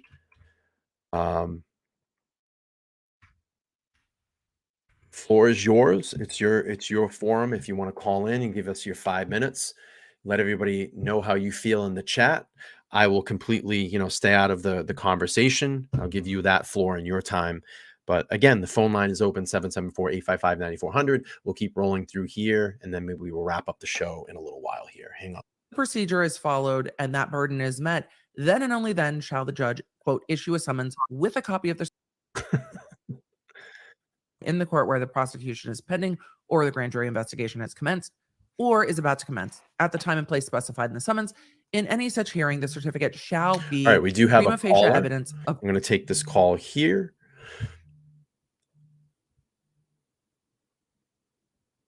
All right. Opinionated Idiot. Who is calling and where are you from? Hi, it's Victorine. Hey, how are you? Good. Awesome. Okay. Floor is yours. What do you think? Okay, what do I think? I'm not going to take long. Sure. I'm just going to say that I think that Bethany being this whole Bethany thing, I think that it was, obviously other subpoenas being given out, but it was just because there was no gag order, I guess, in Nevada. So I think it could have been something simple like maybe there was a contradictory statement, or the defense did hire a private investigator. So maybe the private investigator found out something. Sure. And because it's exculpatory, it doesn't mean it's true. It's like a fishing expedition and like a chess move, and it could be connected to the Brady issue. That's what I think. Okay. So the thing that's really strange about this too, and I really want people to go back, and I'm sorry to cut you off, and I'll give you a couple more minutes. I think that one thing that is missed in all of that, and I don't know the 100% if I try to go back through my brain, is that interpreting what just came out about the whole subpoenaing Bethany Funk.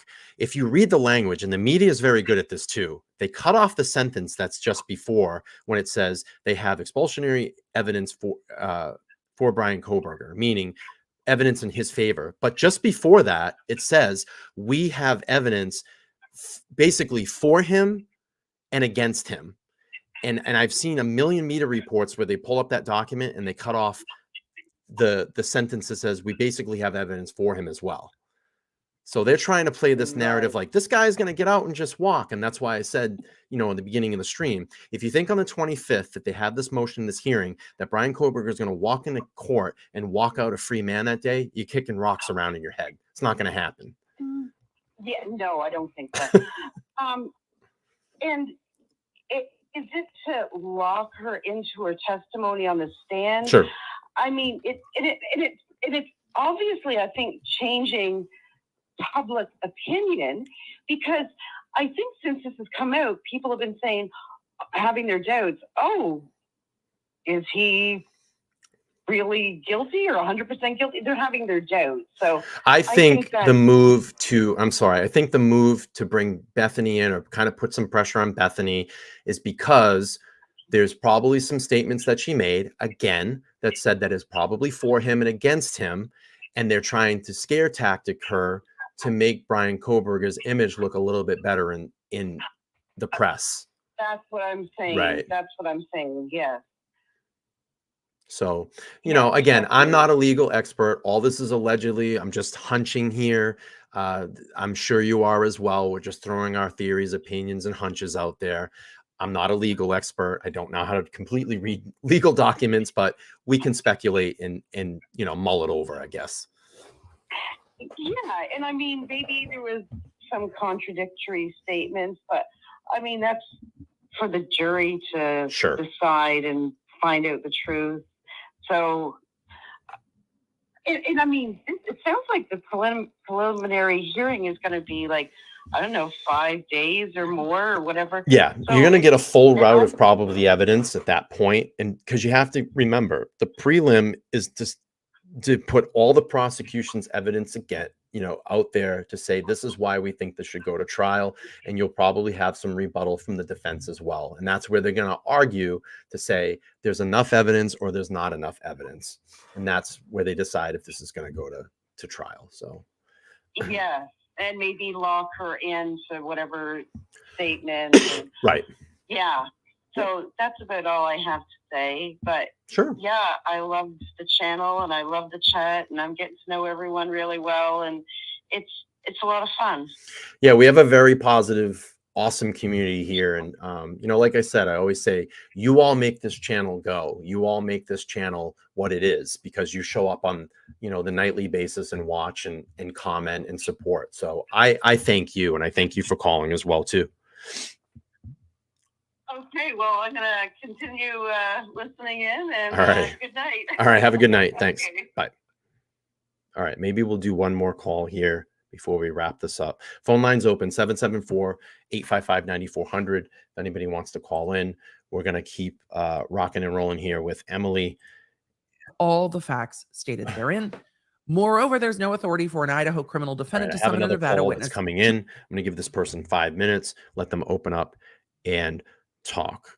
Let's see. Opinionated Idiot, who do we have and where are you from? Hi, my name's Amy and I'm from California. Okay. Amy, you have the floor for 5 minutes. Give us your what you think. Well, you know, I've been following this case from the very beginning. I'm new to your channel. Okay, thanks for hanging out. Yeah, I just started watching you, I think, a couple nights ago. Okay.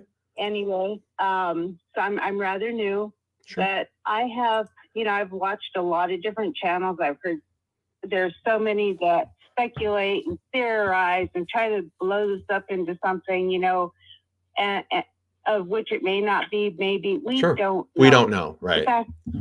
that the whole thing is we really don't know, and whatever they need to do to talk to Bethany, maybe she does have something, Sure. maybe she doesn't, Right. but they need to talk. They do need to talk to her, and I think they need to talk to Dylan. Yep. You know, they're the only two that survived, and I'm sorry if it puts pressure on them, but they're the only two that were survivors in this case. I mean, it makes sense to talk to them, correct? Right. And there was something that I believe, I'm not sure. I follow Emily D. Baker, and I follow the lawyer No. Sure. Because I like the factual stuff. Right. And one of them said that in the affidavit, it said that she saw a naked man running. And so that was part of the reason why they wanted, that was the only thing that they released. And that was one of the things I wanted to speak to her about. I think it was a lawyer, who said that, and which way that was going to go, if that was true or not, but that had been brought up. So I didn't you know said that was an that. illegal, I'm sorry. So I've heard this naked man theory. You said this was an illegal document that is out there? Yes, it's in an affidavit. Okay. PCA. If someone can call me this, if someone can send me this legal document that has this naked man theory, I'll pull it up live on stream right now. I've heard it, but I haven't seen it written anywhere.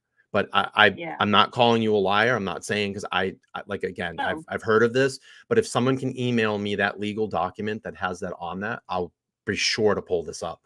It's the opinionated idiot at Gmail. I'm sorry, I'm not sure which one of them said it, but like I said, I used to follow a lot of different people, and there's one that you were talking to this morning or last night. I don't know if I was on the replay crew, and he's just theorizes everything and conspiracies, and the initials are PD, and I just can't listen to his channel. Okay. And then there's another one that he's Christian, and he theorizes, and that really kind of surprises me. And they get very offended if you go against the fact that they pretty much have Bryan Kohberger convicted. Right. Now, in the very beginning, when they first caught him and the way things were coming out, it sounded to me like, oh, they got their guy. Yeah, great, wonderful. But as time has gone on and all these little weird things, I mean, because this case is a very tangled web, it has become. Of course. And as it's gone on, and you hear these different things, it starts making me think, well, okay, just like the caller before, were there more people? Were there more people involved? Was it the frat house that really had something to do with it? Was Ellie involved? And the fact that they want to destroy the house and all these little things, when you put them all together, it just doesn't jive. So, and now with this Bethany thing, so if I would think that they're going to have a hard time just picking an unbiased jury. Let me ask you a question. So you said that, all these things come in, and I don't want to put words in your mouth. If you can just talk about, like, when you said all these little bits and pieces come in, do you just say that people theorize, or that's where conspiracies come in? I'm sorry. Can you back up? Yeah. It's the channels. Okay. So in the beginning, I listened to several channels, correct? Sure. Yep. Now I've got, okay, this is junk. So I've eliminated them, but in the process, I've listened to a lot of different people calling in, saying different things about the town of Idaho. Okay. So some of it's theory, some of it's speculation, and some of it's, what if this is true? Yeah.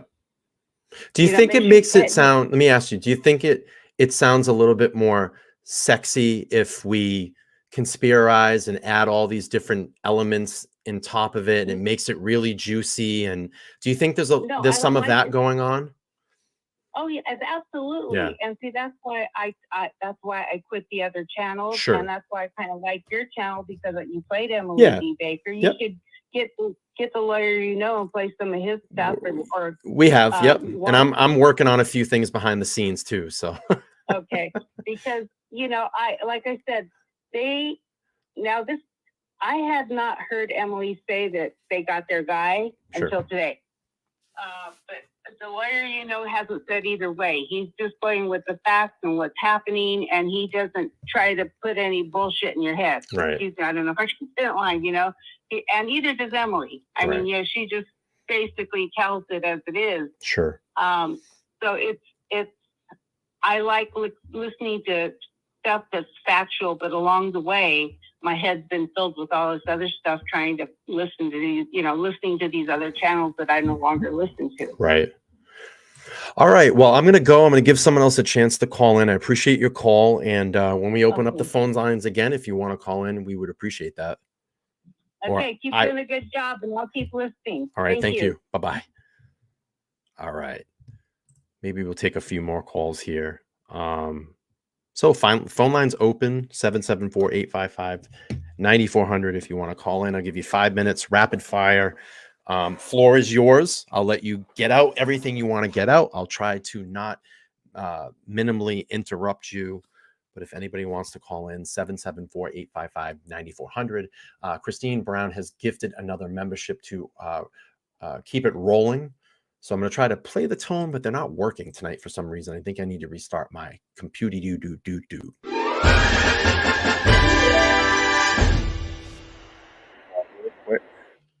And Opinionated Idiot, if you can tell me who you are and where you're calling from. Hi, Carrie Martin, and I'm from the Cleveland, Akron area. Cool. Ohio. The floor is yours. You got 5 minutes. Okay. And I apologize real quick. I just kind of jumped on just now, so Sure. I hope I'm okay. I have a couple of things that it just doesn't jive with me. One is they keep calling it this massive party house that they're loud and always playing music and all that. Yet, how come they just right? I think it started in September when they were getting noise complaints. And even, some of the policemen said, we've not been here before. Does that make sense? So you're saying about, I'm sorry. So you're asking about noise. So I'm asking, yeah, it's odd that they've had, I think, 4 times that the police have come and said it was a noise, right? But there's some massive loud party house. And why didn't they come before?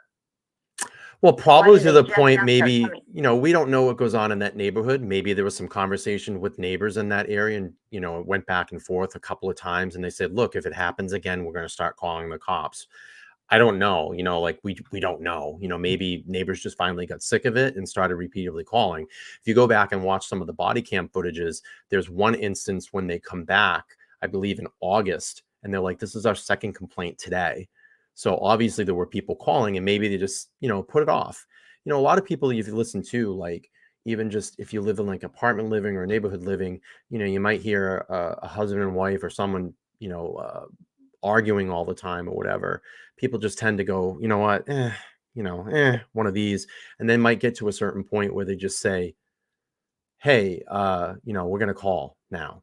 Maybe they've had conversations like, hey, can you really just tone it down? And they're not doing that because obviously we saw partying on some of the body cam footage that was released, 2, 3, 4 o'clock in the morning. So, I don't know that. I don't know. I just wonder if it's somebody that's been all of a sudden started calling on them. And I don't know why. It just seems odd to me. And then one more. Sure. The other thing is, people keep saying, well, a lot of the people like you that are, on, I don't know, we have a show, and they're saying, you know what, if they're going to find DNA in BK's car and he's sunk, which is great. I hope he is.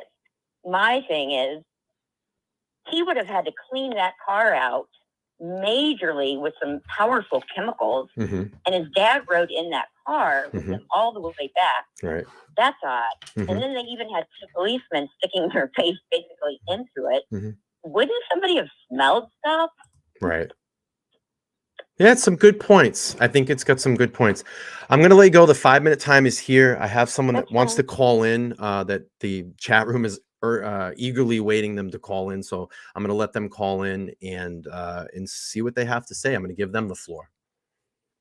Okay. Thank you. Yeah, thank you so much for calling. Bye-bye. All right. Phone lines open 774-855-9400.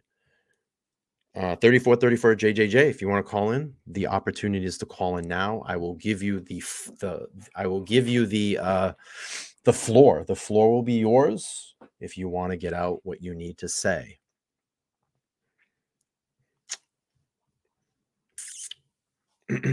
Seven 774-855-9400.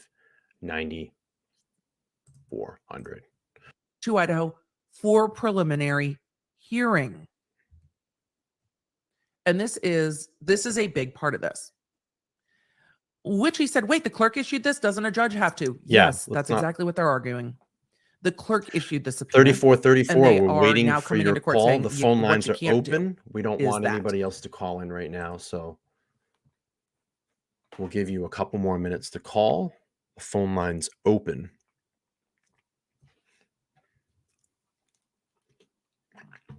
All right, I'm going to call here.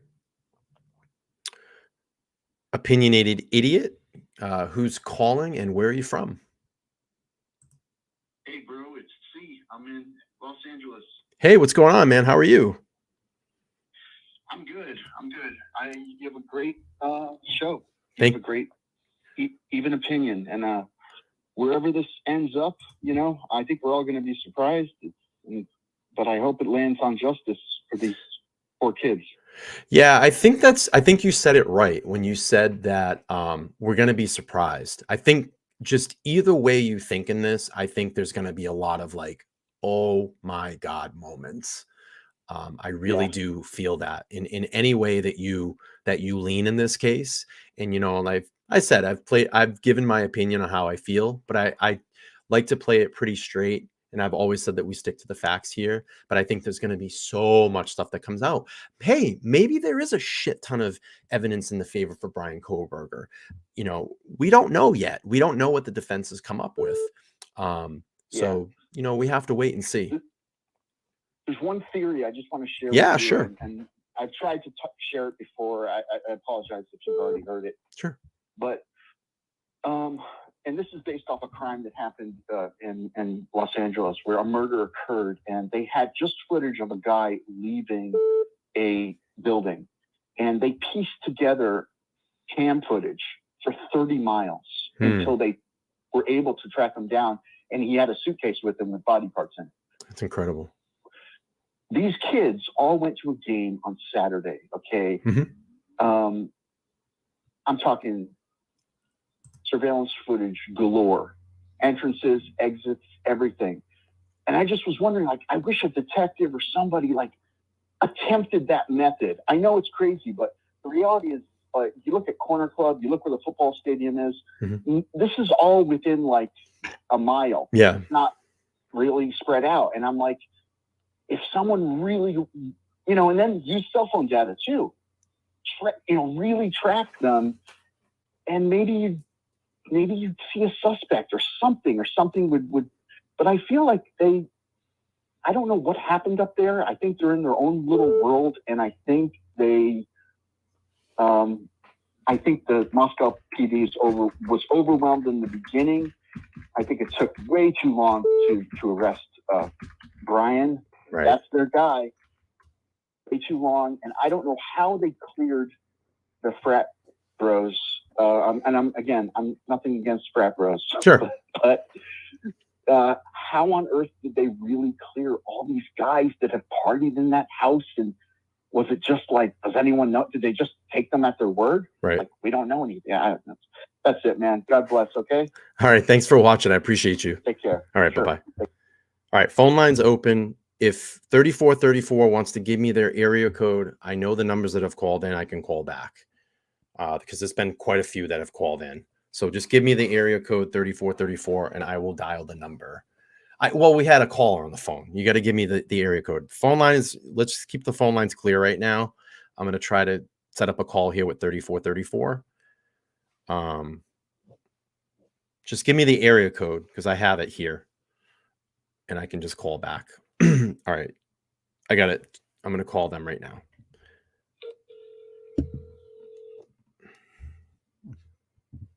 Hello? Is this 3434? It is, yeah. Okay. Floor is yours. You know what? How about this? How about you ask, I'll answer? Because Well, you were doing the chatting, so I want to. okay, but yeah. I've said everything multiple times, and so I feel like people have questions. I get it. I truly get it. Mm-hmm. But so ask the questions and I'll answer them. Whatever they want to know, I stand behind everything I say. I'm not lying. I have no reason to be here. This is not fun. This is terrifying. Mm-hmm. So I will answer. And you can believe me or not, but there's things I can say and there's things I can't say and would never repeat things that I've learned. And nobody needs to know them anyway. They're horrific. This crime is horrific. And there's kids who are in danger now. That's why I'm here. For nothing other than to warn parents and families to have their children watch for that. They think they're safe and they're not. There's more people involved in this. So I don't know if Kohberger, I have no idea if he did it or not. But I know he's not the only person who did it. That's what I know. How do you know that? You say that's what I know. So because how do I know that? I knew that I was in the moment. I have students over there. Mm-hmm. That's how I know that. Mm-hmm. And I'm not going to give you more than that because, I have children. Mm-hmm. Their safety is, I mean, trust me, we're paying for eyes over there. And it's about as expensive as their education at this point. Mm-hmm. So, and there's siblings over there and people don't want people to speak. And it's hard to believe you can't. I love the police. I love law enforcement. I was taught to respect them. Even to say cop is just feels like a bad word to me. Mm-hmm. They're police officers. They put themselves in harm's way for us all the time. To mistrust them is very uncomfortable and was very hard to get my head around. And if I didn't mistrust them as much as I do at this moment, or in this time, in this area, in this situation, I wouldn't say it. I would never do that to another human being. I just want people to be safe. And we've had 6 more deaths since the 4 died. That's unacceptable. Mm-hmm. And they keep saying, nothing to see here, suicide. How many, I get all of it, right? It's a thing. Mental health is truly a thing. Right. But come on. Let's really get reasonable. Let's start having real conversations. We've had to replace our entire Washington State University, well, no, let's give that away, police department for sexual misconduct with students this past fall. I mean, there's a lot going on there that goes under the radar because they can, because they do. It's Mm-hmm. hard to accept. I understand that. I'm not respecting any, and I would never assume it's the police officer anywhere but the ones that I know of. And I would never, ever say that. There's a reason I call Virginia when I call. Mm-hmm. And you can call it, and I have, you can call, well, you know who you can call. I've told you who Mm-hmm. you can call. I'm not supposed to be speaking, Mm-hmm. but I don't care because they're not doing anything about it. Do I think Bethany needs to testify? 100%. She knew what was happening, and so did Dylan. I don't think, now, let me qualify that. I do not believe those girls knew or their friends knew they were going to be killed. I, without question, do not believe that in any way, shape, or form. But they do know they were being shaken down and told to shut up. Little Kaylee was a little super sleuth, right? That was her jam. She loved that. Mm-hmm. I think that when she saw that woman who was lost or missing, and there's a 911 report of it, even her parents have said, her sister, I think that she figured a lot out. I think she knew a lot. I believe truly, with good cause to believe this, that some of these students learned things and were removed from this planet for it. Mm-hmm. That young man who was a junior from the U of I who died in Washington State, and the 2 are in custody right now, he's a journalist. He was on Greek Grub. He's a journalism major. What do you think that kid discovered? I mean, basic comment, right? Harborview Hospital. So I live on this area. Obviously, my children go to school over there, Mm-hmm. and I live over on this side of the mountain. Mm-hmm. Harborview, my brother died in Harborview. Mm-hmm. Harborview is not where is never, ever going to make a mistake like that. I'm sorry. Nobody's perfect, but Harvard comes pretty darn close. They would never have released that young man if he wasn't safe to go home. It was an... Hello? Hello, can you hear me? Yeah, I gotcha. I was going to say something that I can't say, but that Emma Bailey, she's involved in this, and so is, if you look up Emma Bailey, who's never been in trouble a day in her life, all of a sudden gets a DUI out of nowhere. Now, she probably should have, but I don't know if she blew that high, if she would even be talking or as coherent as she actually was, but whatever. So then a month later, she's in prison or jail and awaiting trial on May 15th, which is super quick. Wouldn't you say, from March 21st to May 15th, awaiting trial for lacing drugs that killed the boy, a young man? But if you look at her partner, Robinson, who's from Tacoma, Washington, look at his record. Look at his record in Pullman, Washington. See what he's brought to this game. See what he's delivering and what he drives. And she picked up that DoorDash order. And I will tell you this. A white Elantra sat in my driveway over spring break, and the owner of it was never once questioned. And somebody's alibi used an address where that white Elantra was.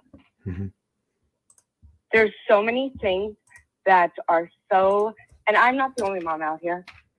I'm just a mom. I don't want to do this, but I want to be planning summer break. I want to be planning a graduation party. I don't want to be doing this. But how do I do that when children don't get to walk? When one of these siblings will walk with my daughter and her sister will be there, that is heartbreaking. I'm not here for me or for anybody else but those families and the safety of those children. I don't have to be here. I can afford to put eyes on my kid and walk away, but that's not the right thing to do. So I understand people wanting more answers from me, but I'm not going to give them to you. You can beat me up all you want. I'm not giving them to you. I will give you what I can give you, but mostly what I want you to know is don't let this leave the front page. Do not let this go cold.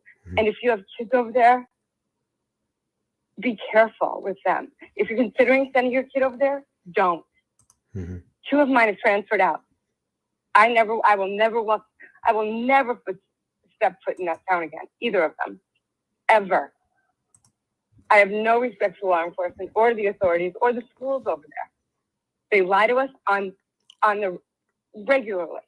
Tell me why a vet and from Afghanistan, who is 38 years old, is supposedly living with 2 20-year-olds in kook housing. Tell me why that happened. It didn't happen. And I hope to God he was an informant and he's alive somewhere. I hope to God. And that may be just a hope and a dream because I don't have any other evidence. We got the phone call December 15th at 4 a.m. in the morning. The whole event, as a parent, I got it because my son lived on that side of campus, right? Where his dormitory would have been shot at. So we get this at 4 in the morning. Meanwhile, he was there at 8:30 doing it. This whole wall was going down at 8:30. And all I hear on, I can't remember whose tape it was, can somebody get my coffee 3 times? Like, seriously? Are you kidding me? Somebody get her a coffee, get her a coat, and tell us parents what is going on. Because it's 4 a.m. And thank God my husband and son picked up my children that day, that morning. Because my son would have been in the line of fire. That's not fine. He already was in costume 13. And Kohberger was in costume 12. So who's vetting these people? Right. Why is that guy working IT? Who's doing this? So yeah, and I am angry. I will be very honest with you. And it's not even about, forever my kids have to say they went to Wazoo. That to me seems like the same. Like, how do you get away from that? It's supposed to be one of the best education. And actually, it makes sense that Bryan went to school there. They have an amazing criminology department. Amazing. One of my children is pre-law. Amazing department, right? Great education. My daughter is going to have a beautiful life, but you got to put Wazoo now. and not just being me being crabby, but Yeah. I hope Susie and Annie and all of those people. And when I say something that is incorrect, it's because I don't want incorrect information being out there. And if I know that information and I can tell you, you can either believe me or not. I'm not trying to prove myself anywhere or you would not know me if you walked by me. You walked there, you wouldn't know me. Nothing of mine everything's been changed. Sure. Thanks to somebody out there in YouTube and who helped me. She said, you've been found. And I was told by the first channel I went on that you've been found. Right? So, and I wouldn't be on the phone with you if I didn't trust you. Sure. Because you know more than most. So, there you go. So Well, you can ask me any questions. no, I was going to say, I appreciate you calling in. We can hear the passion in your voice. You know, I do want to take some other calls, but you're free to call in at any time again. You know, I appreciate you and thanks for calling. And again, if you ever want to call when I open the phone lines up, please do. I mean, we all can hear the passion in your voice here in the chat.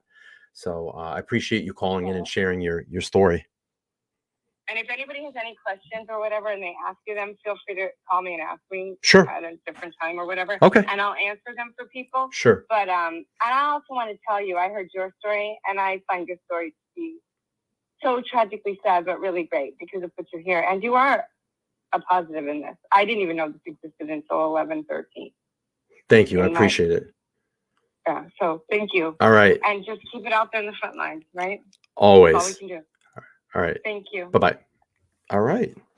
Well, that was a lot of emotion, a lot of interesting conversations, a lot of interesting comments. Again, I just wanted to give the floor and open up and let you all hear.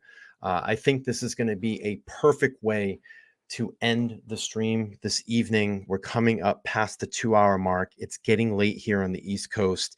And I want to thank everybody for contributing this evening to their chat, the comments, the positivity, the negativity, you know, everything we do here. We're just trying to build this community as best we can and, you know, keep it real. I kind of hate saying that stuff. Keep it real. But I think you all know what I mean. Before everybody runs out of here, don't run yet. Sunday show is still on tomorrow night. That's my regular night. Going to shift gears a little bit tomorrow night. And I have a stream. We're going to get caught up on some present true crime events that are going on around the nation right now. So we'll talk about that. Maybe we get into a little Idaho again, if that's what you guys want to see. My tones are not working tonight, so I'm going to work on getting that working again. Amazing. We have 347 people watching right now at 10 minutes of 11 here on the East Coast. It's just amazing. This channel and all these people in this chat are amazing. We're having a lot of fun. And just because I don't do Kohberger stuff or Idaho stuff doesn't mean that you can't come over and hang out with us, because you're missing out on all the other content that we do here as well. So come back, hang out, subscribe to the channel, smash that like button. This community is growing, and we're going to get to the bottom of this. We're going to get to the bottom of all of this. We're going to play this all the way out until this crime is solved and there is justice for these victims, or in the other case, that justice for Bryan Kohberger if he didn't do this. So keep an open mind, be opinionated. I'll see you guys all tomorrow, 8:30 p.m. Eastern Standard Time. I love all of you. Thank you for joining the chat, and I'll catch you tomorrow. Reminders in the chat. I'll see you guys. Bye-bye.